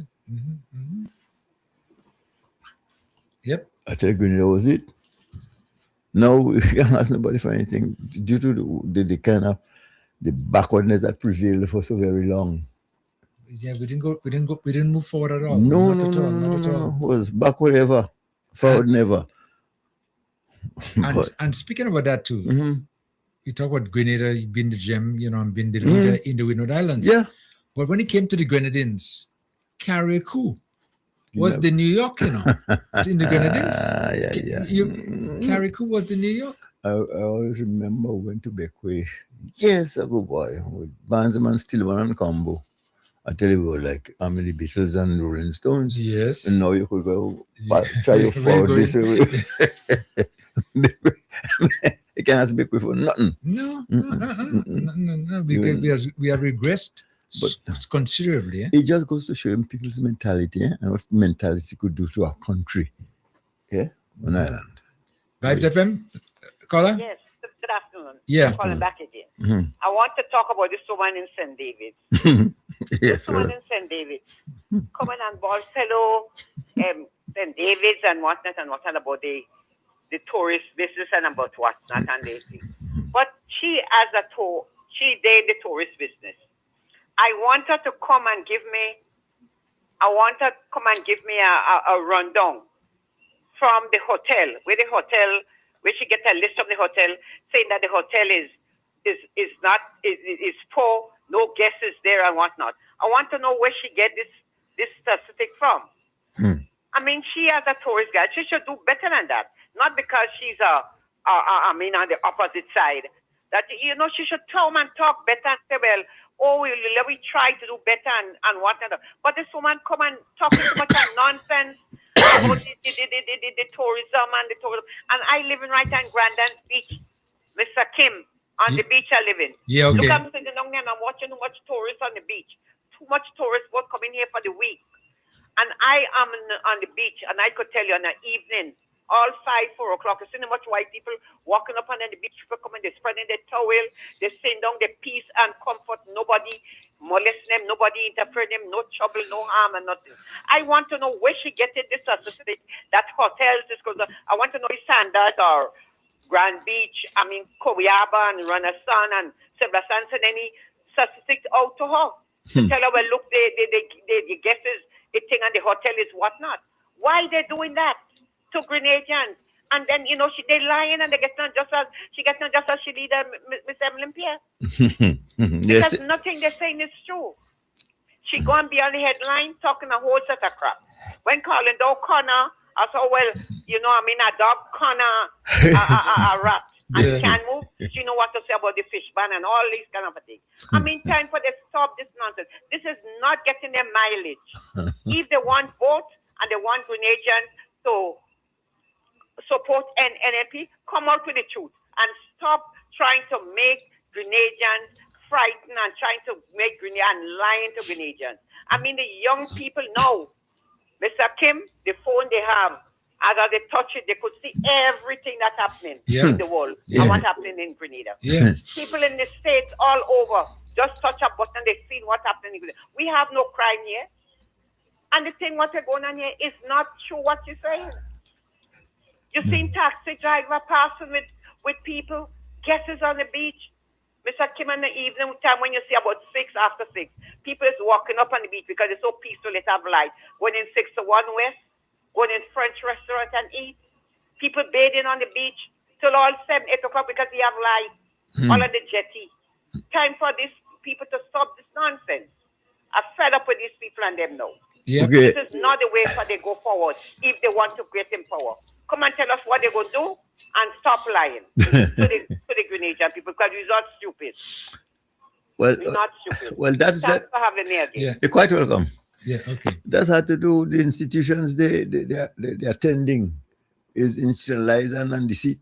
So you, just one thing in mind, how I should stay in power to abuse people. Well, that's what they teach, and that's what they teach inside of there, and it's been working, like I say, Yeah.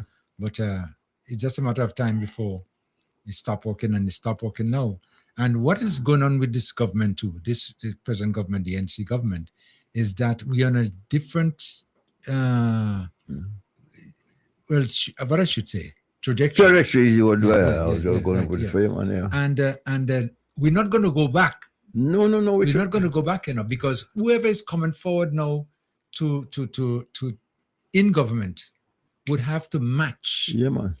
And even better what we have right now. There's no if about it. No. We go good. And people should look, and sometimes I talk to some people and the things that they do not know about ourselves. I mean, I'm talking about the wider world. Yeah. It surprises me, man. I don't understand how people so lack information and it pertains to you. But as this last caller was saying, this representative caretaker Davinson Davis there, she needs to go back to the drawing board. She needs to go back there, because I think she's getting the wrong advice. Well, Keith says she's going to be the next representative. She won't get a deposit back. Oh. Whatever the $150 pay for deposit, she won't get enough votes to get it back. I'll tell you that much. Well, I mean, she's on the wrong track. But imagine when I listened to the interview, Solia, and she is a tour operator, she said, and she said that the tours are no longer, the numbers are dropping and everything like that. And she's happy about it. Listen, that's your business. I mean, that's your business. And she's ready or very willing to publicize it to the world that, listen, we have this here and we have that here. Don't come here. We're not peaceful, whatever. Things of the nature. But that's your business, Yeah. I really don't understand it. I don't care. But it's a lie, Yep. You see, the whole thing about it is a lie that they're telling. But what should happen? What should happen is that when the tours and everything like that, they come to Grenada, people want to do tours, they should just ignore them. Oh. And then they're going to realize it's cut off your nonsense you're talking about. Because, it doesn't make any sense. Okay, you're telling lies. But this is what's been going on with them. But they can't help it, though. And it's trickling down, from one to the other. Yeah. Come from the head. Yeah. In training, that's how the Diablo have them, training them in a particular way. But by the way, as far as I'm concerned, Diablo, I have to call him the de facto leader in absentia. What? Say it again. De facto leader in absentia, because we have nobody. Forget him then. So, and as Diablo said, I hope he holds to his word that politics in Grenada is no longer in his drive. Forget that. So he says, if last time he was seized him on a ballot, I hope that is true. So speculating, I don't know who is going to replace him, but at all costs, I know NDC is going to have a candidate there. I don't know who's going to get through, because there is a constituency that's been, they've been seized for the longest while. Yes, because if you have somebody representing you for 40 years. 40 years.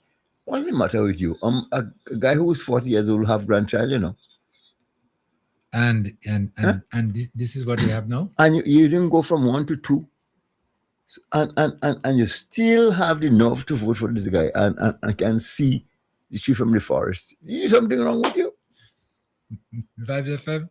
Caller, come in. Caller? Hello? Yes, you're on. Go ahead. Hey, good afternoon. Good afternoon, yeah. I think I called earlier this morning, but after listening to all the conversations that you are having, I think I just have to chime in a little bit again. I just wanted to look at the NNP legacy. And I want to conclude that the legacy will be impoverished and stagnant society. That's what they live with us as a country. Right. I look at education.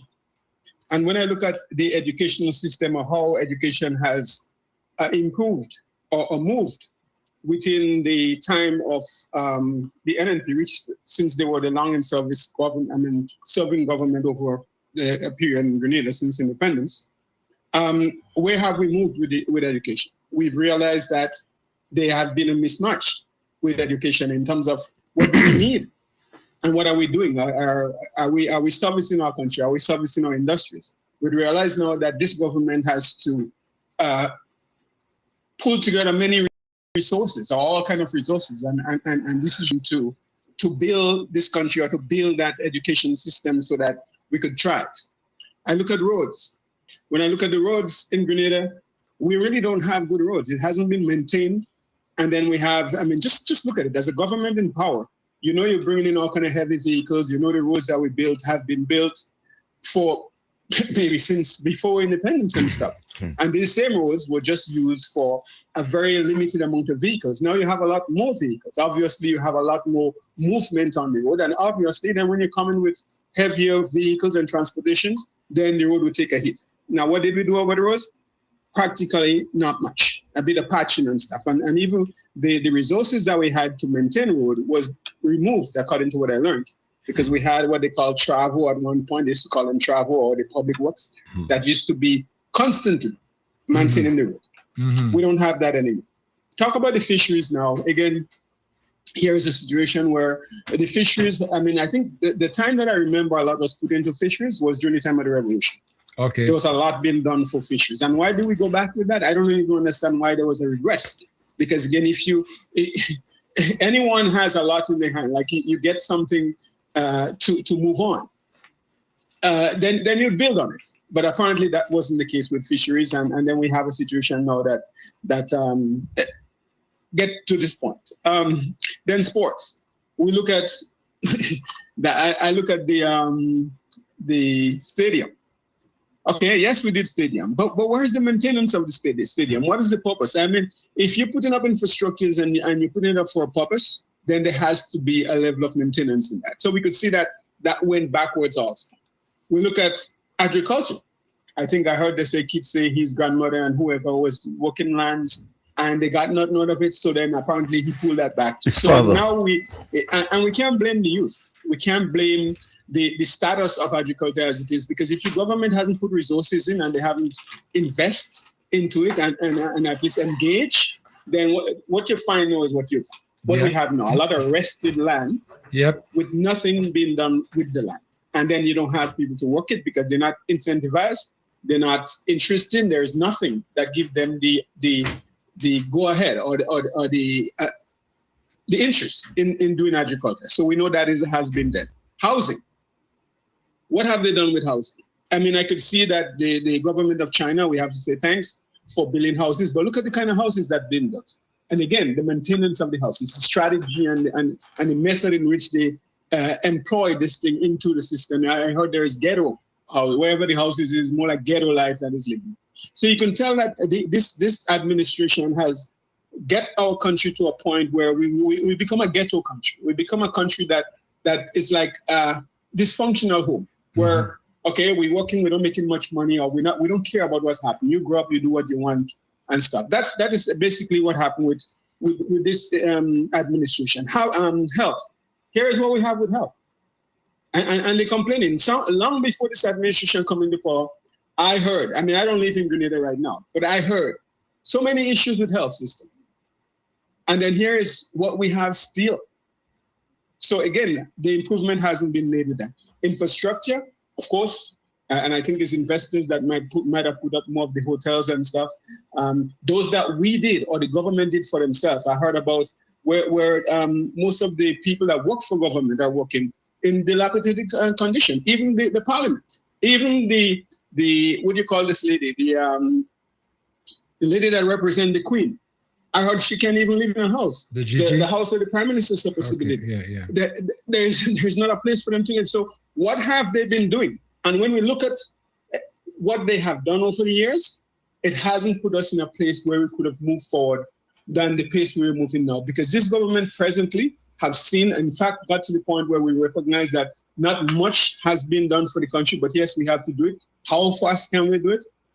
Where the money coming from? Where is the cooperation with our people? Where the voluntary service coming in? Where we can get loans and whatever? This government at least is trying very hard to see if we could get to that point where we could build and develop the country, where we could have a foresight that at least we'll get somewhere. One of the other things I want to make, my last point is the marijuana stuff that I want, and I hope they're looking at the whole aspect of the marijuana, because what I realized over the world, is that marijuana become legalized in many countries, but marijuana has become like alcohol. In other words, you find marijuana of all sorts. It's been tinted. It's been GMO kind of style thing. So even an article I read recently that says marijuana has, they attributed marijuana to having heart diseases, which never been the case. So we have to be careful in going into that we should try to stay as natural as possible. Let's be the country that produce natural marijuana. Let's be that country, because then we'll become the staple. Once you start tainting these things, it becomes, as I said, like alcohol. You'll get all kind of sicknesses coming from it, and that's what's happening now. Right. So I'd like the government to look into this and try to keep our marijuana industry as localized as possible, especially for our citizens. Yeah. If countries want to order a certain strain, do the strain and send it out to them. But especially the Rastafarian, they know they have sativa and indica. Yeah. That's all we know. Out here, you're getting marijuana called dance hall, you're getting marijuana called mango, you're getting marijuana called all kind of names. And it's only because they are playing with the marijuana, just as they do with the agricultural food, alcohol, and everything else. Okay. I thank you very much for the opportunity to speak, and I encourage you guys to continue doing what you're doing. You guys are doing a marvelous job. Thank you so much. Wonderful day. Okay, you too. Okay, thank you so much. Okay, let me try to get into the phone calls. Next caller, you on? Caller, what's up, caller? Come in. Hi, good afternoon. Yes, good afternoon. New Year. Happy New Year. Happy New Year. Thank you, same to you. Well, I listened to this caller a while ago, and to me, it's only rubbish talk. But I wouldn't really stress myself onto that. But one thing I want to say: anyone that call themselves a leader, I do not care if it's NDC, NNP, or the KGB.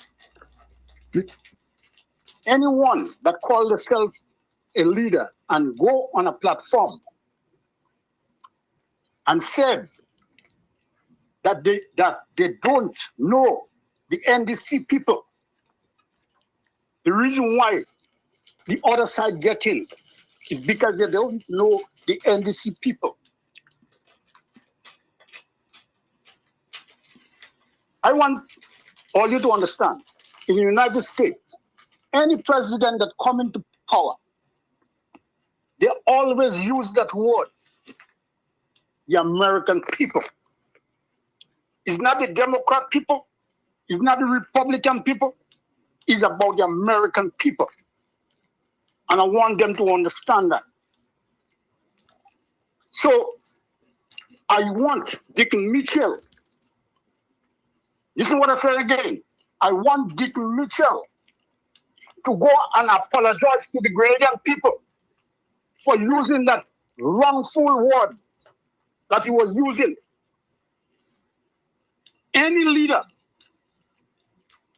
that used that kind of word, NDC, NNP, or the KGB, anyone that used that word should be court-martialed.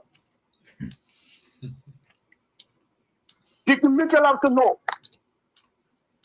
that the Grenadian people, NDC, NNP, whoever that pay his salary, that pay for where he's living.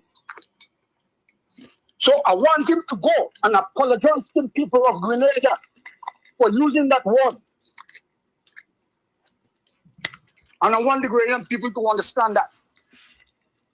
Please take out common sense and listen to that man.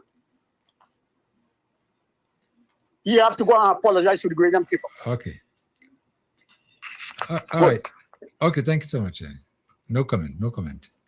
But you could just answer. And I ain't cut him up. No. He's still there. Right? Caller is still there? No, he's gone. Yeah, no comment. Good afternoon. No, I got to continue. You got to do better than 26. Stop your foolishness. No. Some people can change, you know. Ooh. Some people can change. But I learned to deal with them. You just let it vent? Yes. Let it go. We call it benign neglect.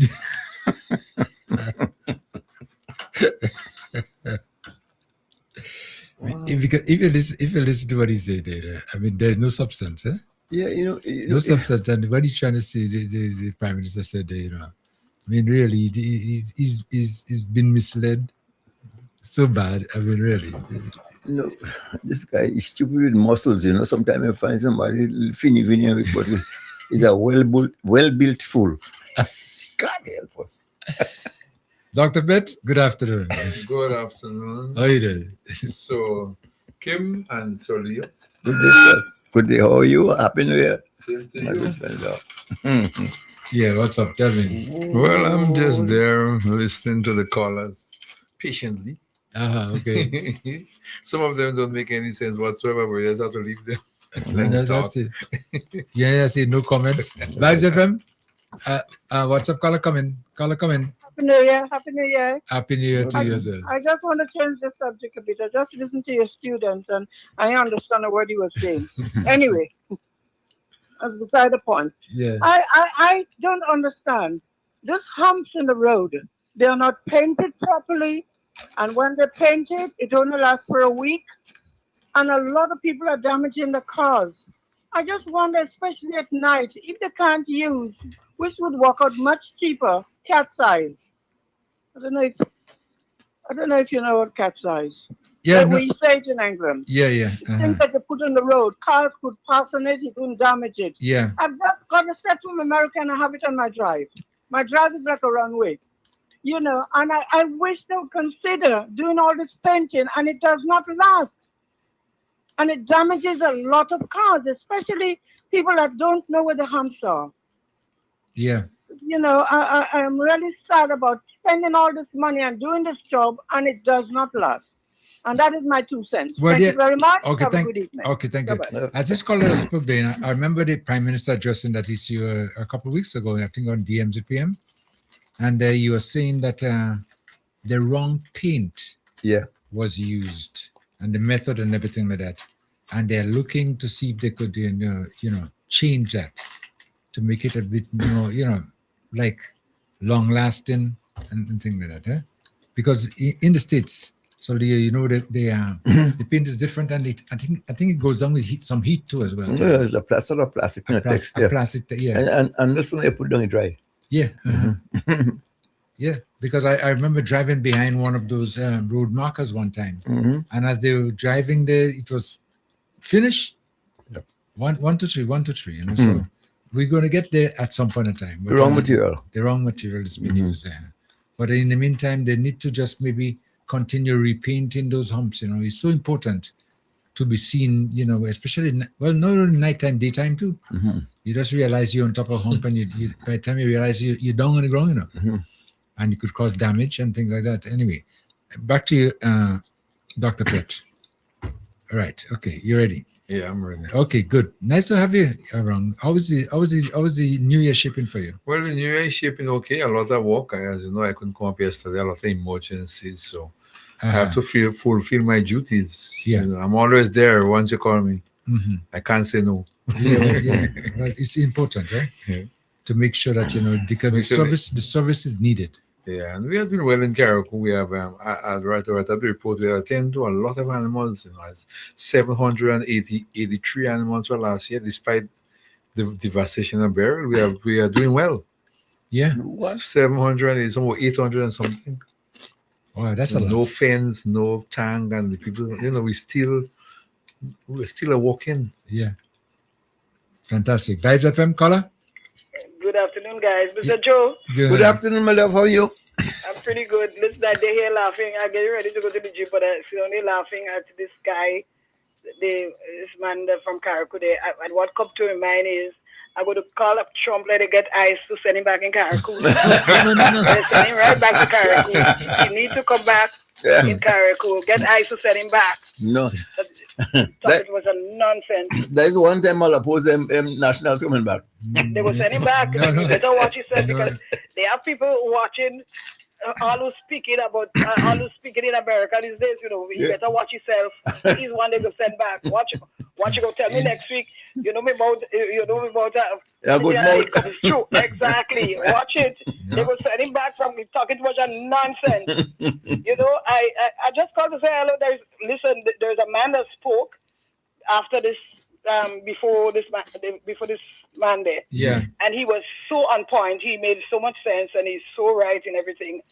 And just as how he see all the things that's happening, so the majority of us is seeing what has happened with this new government. What Keith has done to the country, and what this government is trying to do to solve it. And if it's really sad in the sense of what is happening to the world today.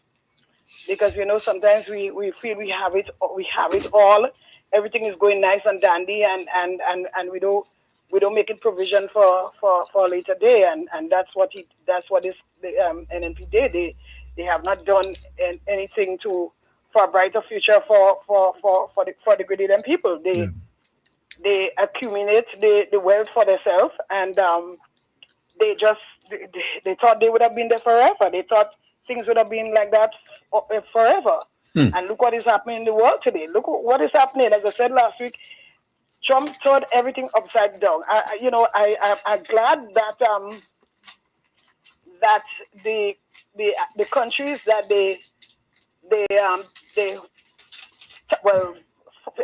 think with the American with the visa.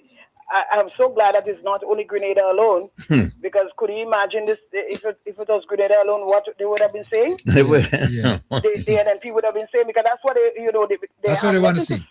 Huh? That's what they want. Yeah, that's what they want. Yeah. And but it's also they kind of kept a bit quiet, because I listened to a program this morning, 7 o'clock program called 6:30, and I didn't hear nothing about it at all. So I thought, okay, but we, as a lot of people are saying, they should say no to a lot of things, our government, and I think they're doing just that.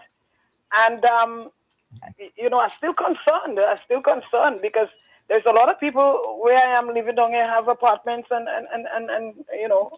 so on, and they have students living in it. Some of them they haven't owned it yet. They still pay in the bank, and they pay in the bank a lot of money. Some of them a lot of money when the month's up. And I am kind of concerned. That's why I was kind of concerned last week, because I live in this area and I know what's going down.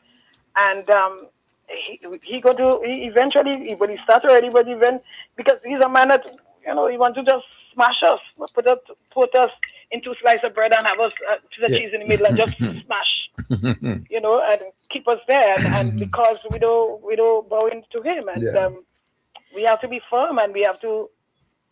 We can't say yes in one thing and say no in the other thing. If once is a negative thing to our country, we have to say no. Correct. And we have a good prime minister that is a smart, wise guy, and he will do the best and say what he got to say on behalf of the country that will benefit our land. With this woman. Listen, I think this election that we will be having next year, they will be the easiest election. You remember the last election, how I used to be on the radio station and all that? Yeah. I had to do that this year. It would be so easy, because it really would. Because, no, seriously, when you think about it, it will be the easiest election that's going to pass in Grenada. And we will see when the election called, and they canvass, and you go see their crowd, and you go to see what we are made of. We want to, when you provide and you do the right thing, you want to work hard. You don't have to work hard for victory, because you have already paved the road and paved the way, and this is what's going to happen. My daughter keeps saying, she listened to that the guy with her on Monday. And she's saying that Keith really set this girl up. She was saying, Mom, this Keith really set this girl up, because, she the guy was easing her up. He didn't want to embarrass her. I saw he didn't want to embarrass her, because he could have keep pressing on the same question that he continue asking her, but he just kind of a hold up. Because he held up, yeah, you notice that. He held up. Because he's a bright guy. That boy is a bright guy. The boy teaching as you. He's a bright guy, and Somebody says to me, this girl was a teacher, actually. A teacher says to me, she was Actually, a 4-H teacher. Actually, he doesn't teach at SU. He's one of the dean of A students. dean now. He started teaching. When he started, he's a dean now. It's true. You're right. He recuperates like students when you go to, when you want a loan, not a loan, when you want to go to the school, for example, a Grenadian student or so for a scholarship. He's the guy that's in charge of that. Administration. You're right. You're right. You're right. Yes, you're right. You're right about that. Colin Doe. Yes, you're right. So somebody was saying, a teacher was telling me that she and the girl, that pair woman, she was a 4-H teacher in a school in Munich. And that's what she was, a 4-H teacher. And then everybody know what she did in the 4-H. So that's what she was. And you listen to her, she's, according to somebody, she could represent Grenada.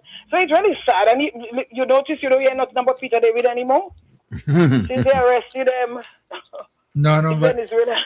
They don't say anything anymore. So the Israeli NNP is dead, and there is no other political party that will come in there to do anything positive, because this government has done and is doing so much for the country right now. But without cutting you, I think Peter is playing the card right, because remember, Peter and Maduro and Chavez, they were good friends.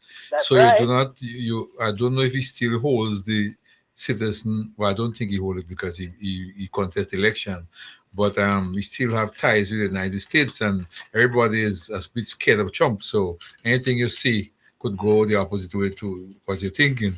So you have to be careful. So they were good friends.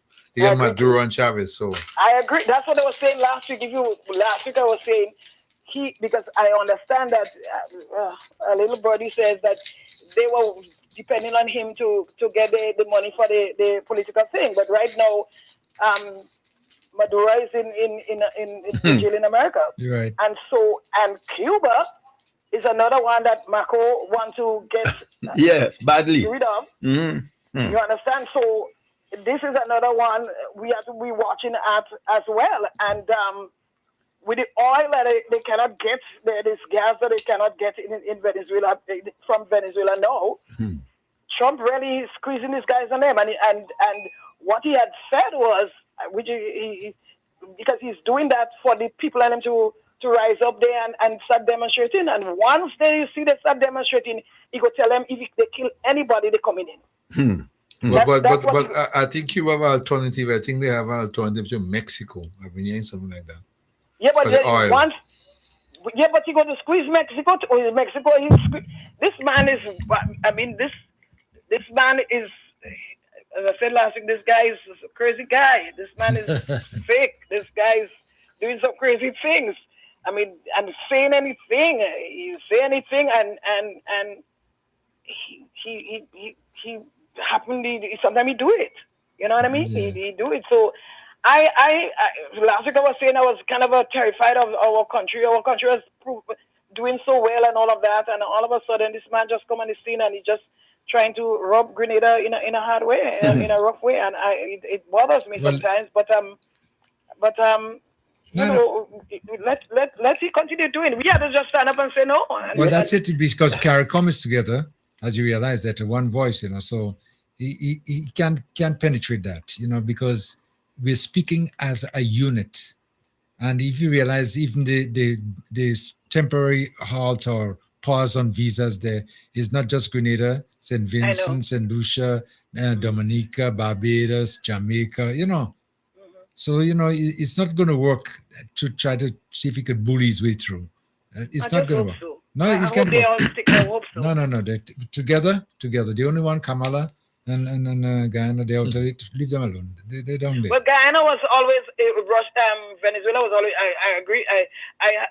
I'm not surprised that Guyana take part in, kind of because they were trying to overtake, fight with Guyana, Venezuela for the longest while. Right, yeah. So I know Guyana wouldn't join with, you know what I mean? Yeah. But this Trinidad woman, as somebody was saying, she think that they pause, they didn't think for Trinidad, that she think is a pause for Trinidad. Trump didn't think with the visa, so it's a pause for Trinidad. But the person was saying, look out what eventually what you're going to do for Trinidad, do with Trinidad eventually. And she's very quiet now. You don't hear nothing much about them any Trinidad so much anymore. You know what I mean? Yeah. The world, I don't know, all of us, it's like a big dream, you know, like you had a bad dream. To me, that's how I'm looking at it when you think about it, because this guy is thinking everybody, you know, everybody, you know, if it's a tariff, is this, is just everybody, and I don't know what about. I mean, why you want to harm our little islands, those little islands? It's been because very vindictive, and it's been so from both. But one of the things is that I believe that they most of the Caribbean islands, they kind of invest in some way. When I say invest, they like Cuba. They like Cuba. Cuba is in our back door. Cuba is right there, and that is, I think, I don't know. And China is another thing. A lot of the Caribbean islands involved in China, some way or the other. So he's just punishing, this man just punishing people. And it's crazy. Mr. Joe, listen, let me go. Okay. All right. All right, guys. You have a good day. Okay. Yeah, you too. All right, bye-bye. But whatever Trump is trying to do, it's not going to work anyway. It's not Trump is on his way out. No, yeah. So I say somebody go puncture, he will just. Yeah, he just that this brightness he shining. He bulb about to blow. You know, before the bulb blew, it just shine brighter than ever. But I think Rubio is just trying to pressure Cuban government. And the reason why I think he's pressuring them, remember, he went to Cuba. He born in Cuba, you know. He didn't born in America. I understand he was 7 years of age when he went to the States. Oh. His family migrated. Probably there was some of the rich people that was in Cuba during the revolution. So they left during after the revolution. I think Rubio was born in the States. I understand he was born in Cuba and left at 7. I could be corrected. Yeah. So I heard yesterday. I'm not sure. But he's trying to pressure Cuban government. I think it's a kind of vendetta because of the family probably was rich or more, upper class, and he had to run during the Castro regime. So I believe now he's trying to get rid of the government. Well, the allegation is that he preceded Maduro in what they accused him of now, That's the allegation out in town. No, I saw it. Yeah, I saw that on the paper. So them guys, boy. But Trump says he's not going to do anything in Cuba because Cuba doesn't have anything. He said Cuba is falling already. That's what he said. They want to lose. They could take over Cuba anytime they want, but they ain't gonna be cheap. Well, they've tried it many times. You remember Castro? And they have a base right in Cuba. Guantanamo, but Castro survived 12 presidents, All them want to get rid of him. And I was seeing a documentary the last time too. They said 52 attempts was made on his life, and he with 12 presidents, and he lied on his bed with his family when he passed away. Imagine that. But the thing about Cuba is so close to America that attack could be a catastrophic for America too. But they are so close; they're just 90 miles. 90 miles. Well, just a matter of time. Let's see what's going to happen. But right now, Trump is on his way. Well, he's starring now, as it is, because this is his turn. But his turn coming, the next turn coming, just now. In the far away. No, not at all. Okay. What about him? Let me just before I go to you, Dr. Petrino. 443-0101, 443-0101, 03-0101, and 458-1914, 458-1914. Okay, we were speaking, Dr. Pet, earlier on, and you give me some statistics of the amount of animals in Carriacou, the work you've been doing over the past year. I guess, you must be very pleased, with what is going on right now since after burial, Yeah, I'm very proud because we have been able to eradicate a number of diseases. Things like, when I came to Carriacou, we see a lot of problems that sheep and goat, if you have passed around, tell you, after cold in the nose, caused by a fly that goes in Australia and irritate the nasal passage and so on. We have not eliminated completely, but almost.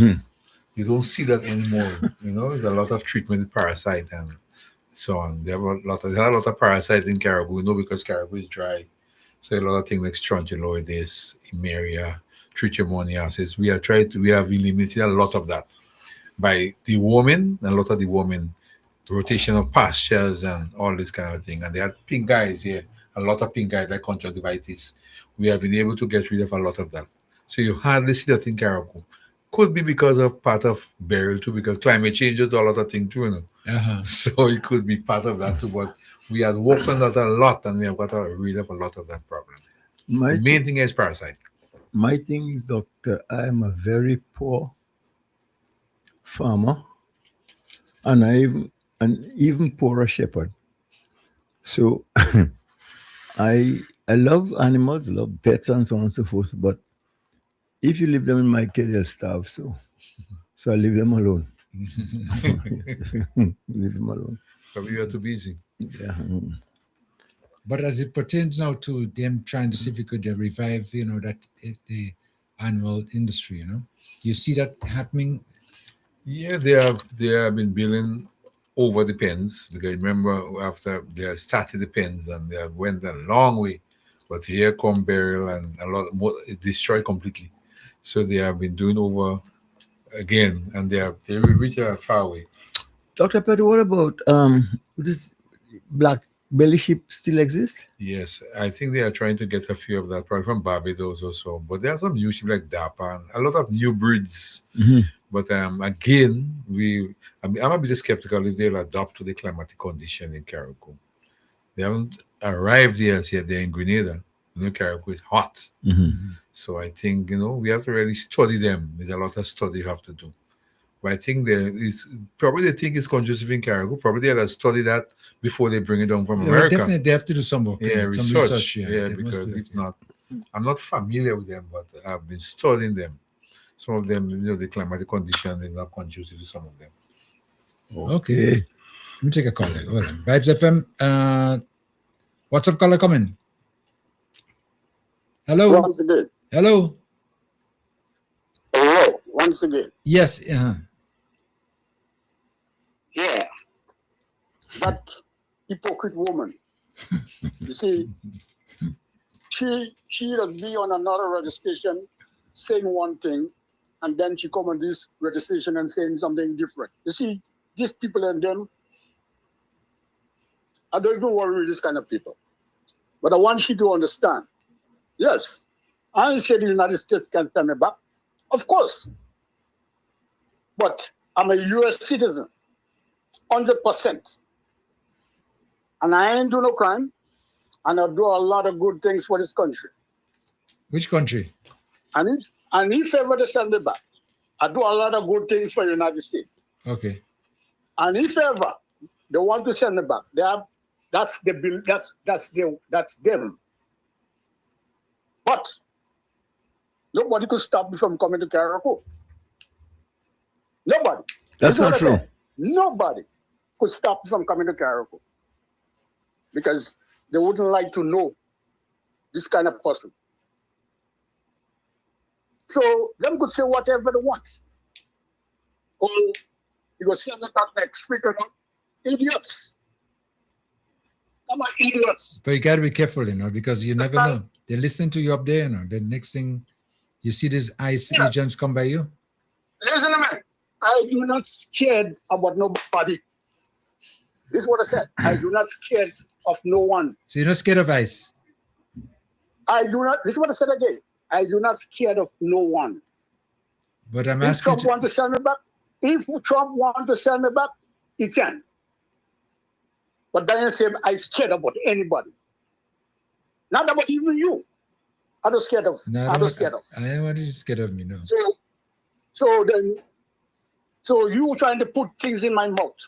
No, I just ask you. You're trying to put things in my mouth. I'm asking you. You're trying to put things in my mouth. Listen to me. You're trying to put things in my mouth. No. And that's only foolishness. If they come to you, if ICE come to you. This is for fools. See, again, you, Leo Joseph, you make all your money in the United States. Well, and then you run in your mouth about Trump. You understand? And make money in Trump? One thing I know, I do not run my mouth about Trump. You got to be careful because next thing you send you home, you gonna send you home. Whatever Trump do, and you have the power to do it, let him do it.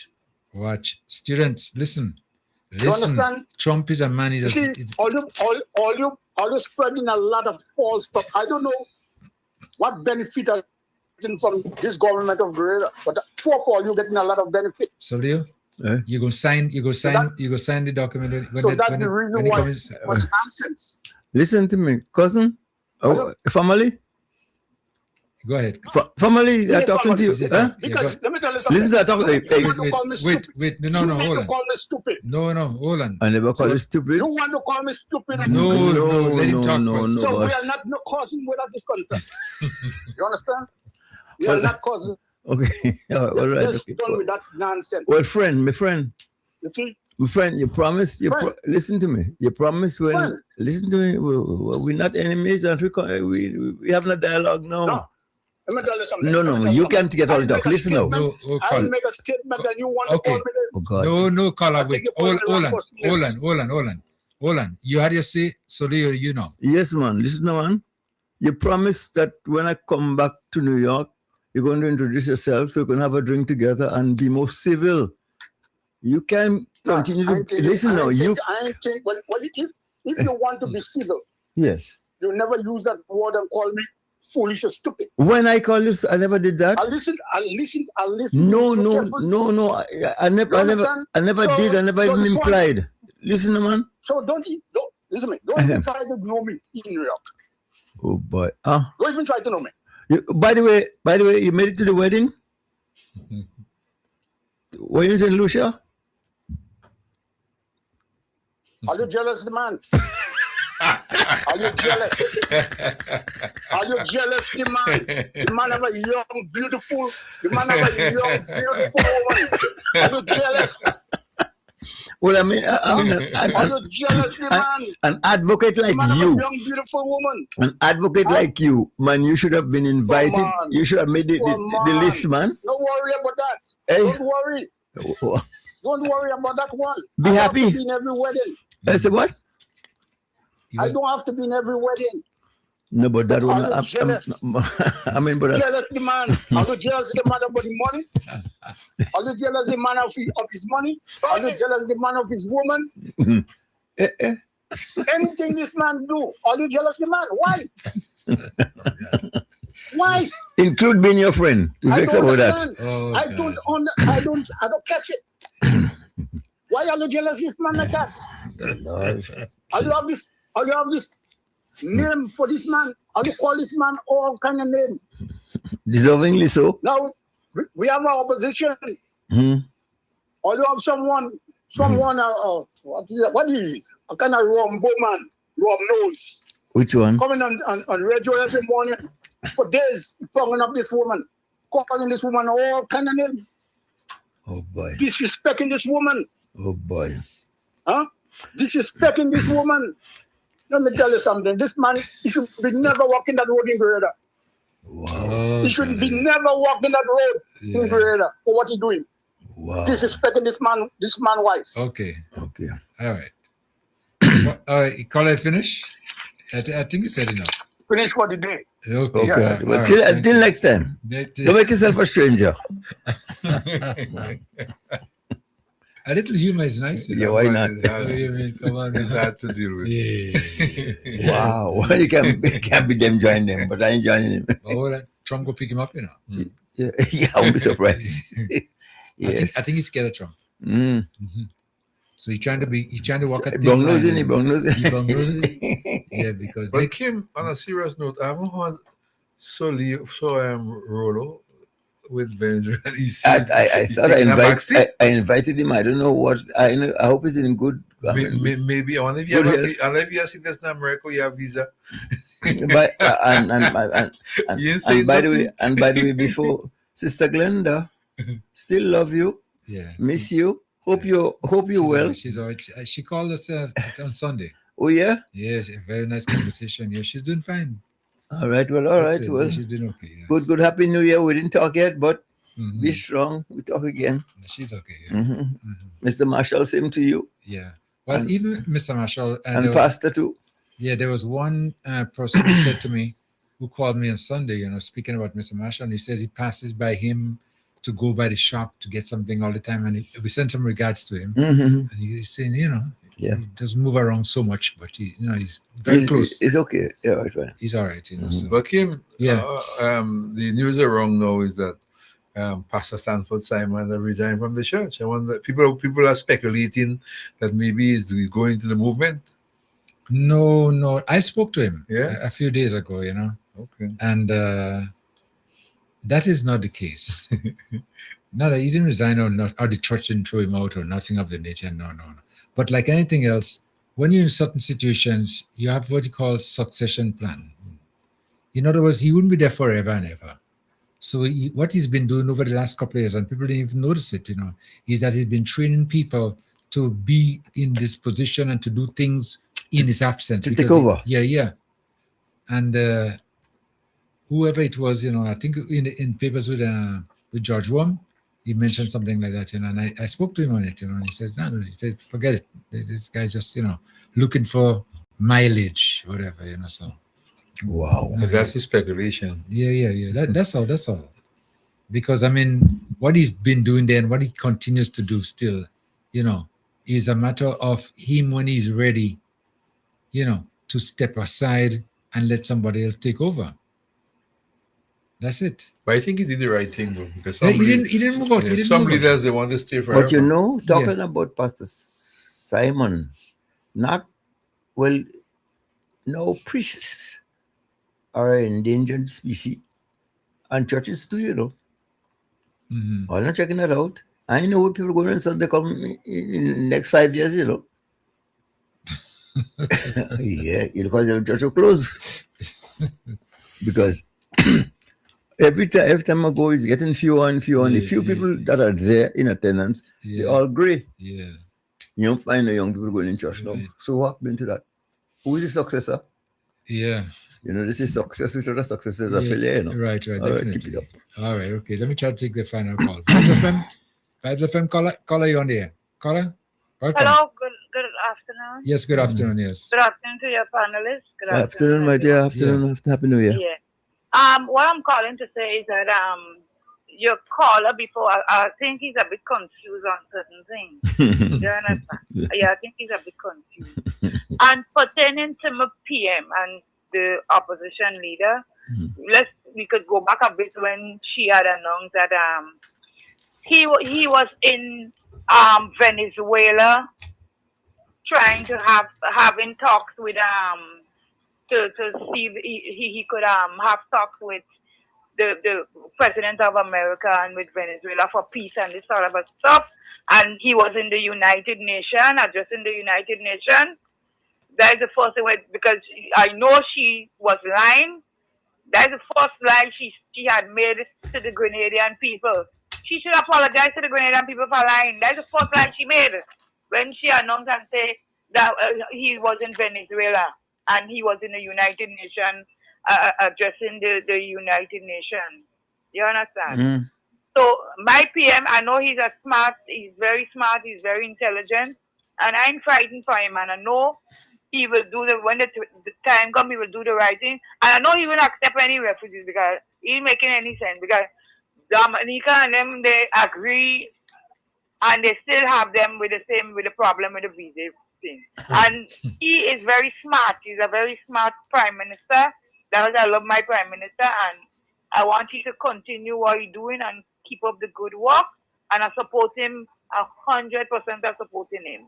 Good day, gentlemen. Thank you. Have a good day. Thank you. Kim, before we finish, I was listening. I follow politics all around the world, and I was a bit shocked. After 40 years, Museveni still in power, Uganda president. Since I was in university, and he's still in power. He runs for election, and I still want to win. I think the election is in May. 7th term. The election is today. They start the election Saturday with the result. 40 years in power, 7 terms. Unbelievable. Are you from Rizan too? I don't know, maybe politics corrupt. He's 7 terms, he's 81 years of age. Yeah. Wow. Yeah, you see, when these guys get in there, they can't get out. The power. He's after Idi Amin, you know. Uh-huh. Yeah, when Idi Amin when died, he took over. Wow. He was a rebel. He was in the mountain fighting, and he's still there. I shocked. Yep. Just a matter of time. 40 years. How could you sit in office for 40 years? Well, Gaddafi did it. Saddam Hussein did it. So I don't know. Probably that's a disease, politics. Well, yeah, I would say that too, because even Diablo been in Nepal for 40 years too. Oh yes, you're right. Yeah, this year I've been 41. 40 years. This year will be 41. Yeah, you're right. So just imagine that. And the thing is that he still has a mandate. Yes. I think if you're running out, you win again. So what you do? Some people, I tell you how to put them on the up dishpan and beat it. Beat the head. Beat the pan. Beat the pan, man. Somebody said to me they should have election this year. They believe they will. I don't know. Where? Grenada. No. They said do something like near Motley. My view is that right now there's so much things that going on. The Prime Minister is trying to get it doing. You don't have to really worry about elections this year. Look at the road infrastructure that's taking place in Grenada now. It's transformation. Yeah. Really. I mean, Dr. Petit Dong there, and I've been following up some of the progress, at the speed at which they putting on the asphalt. 150, 60, 70 feet. In the night they're doing it too, And they're moving fast. And all the pipe work, to do with the water going down to the south of the island, that's almost completed by March. They're going to be complete the whole project, including the other roads that they have to do, the cliff project and everything like that. And they are doing Lagoon Road last night. I passed there. They are doing Lagoon Road now. Okay. Yeah, they're some pipes. I tell you, Deacon Mitchell, which is good. He had the whole of La Carte, man. We have no desert. You're good to go. And even the Granitang Road, the Granitang, they fixed up Granitang, unbelievable. The road is wide and nice. Yeah. Even the corners now, they open the corners. Yeah. Really, really nice. And they are just trying from Granitang to Broads Grove. I mean, they are little space, but the little space they have, they are trying to open the road, which is magnificent. It's good. Yeah. No matter right intention, that's all you need to know. Yeah. That's Deacon. That's his conviction. Yeah. Yeah. Do the right thing, and the country needed help. So that's that. And once you have that, and you're willing and you're smart, sky's the limit. We have the guy he's about people. No, case closed argument race. Yeah, that's it. Yeah. He wants people to develop themselves. And the country, man, yeah. The country. And the good thing about it is that once you see people move in that direction, the country is moving in that direction, everything becomes easy for everybody. Yes, and things fall in place, Kim. Yep. Do right, follow you, do wrong. That's it. Well, anyway, just about time to wrap it up, eh? Gentlemen, I hear you. First of you, Dr. Pett, thank you for dropping by, Yes, I'm always available this is my lunch period, though. I'm not working on government time. So I come at 1 and I go at 2. Yeah. I don't want to say, Dr. Pett on the radio government time. I'm not working government time. Okay. I am allotted an hour for my lunch. Okay. So I just hope that, the year starts okay. The year is moving very quickly. We are the 15th today. Yeah.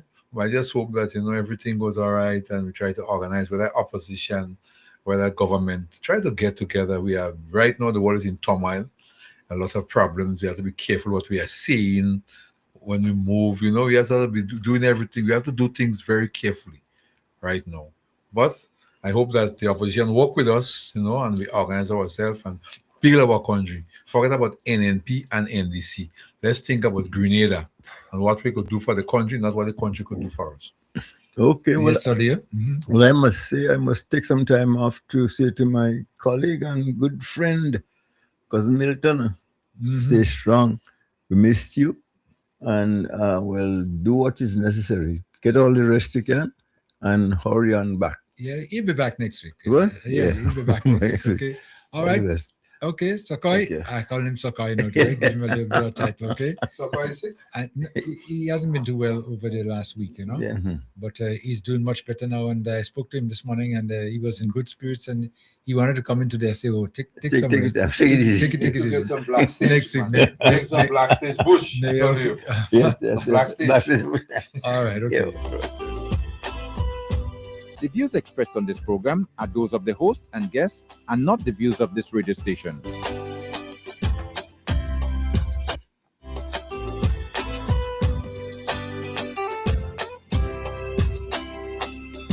And that's just about wrap it up for today's program right here on Vibes FM. We want to thank you so much, those of you who participated, those of you who listened, whatever way it was, making Speak Out number one. Until next time, your humble servant, yours truly, Kim King. It's always been a pleasure.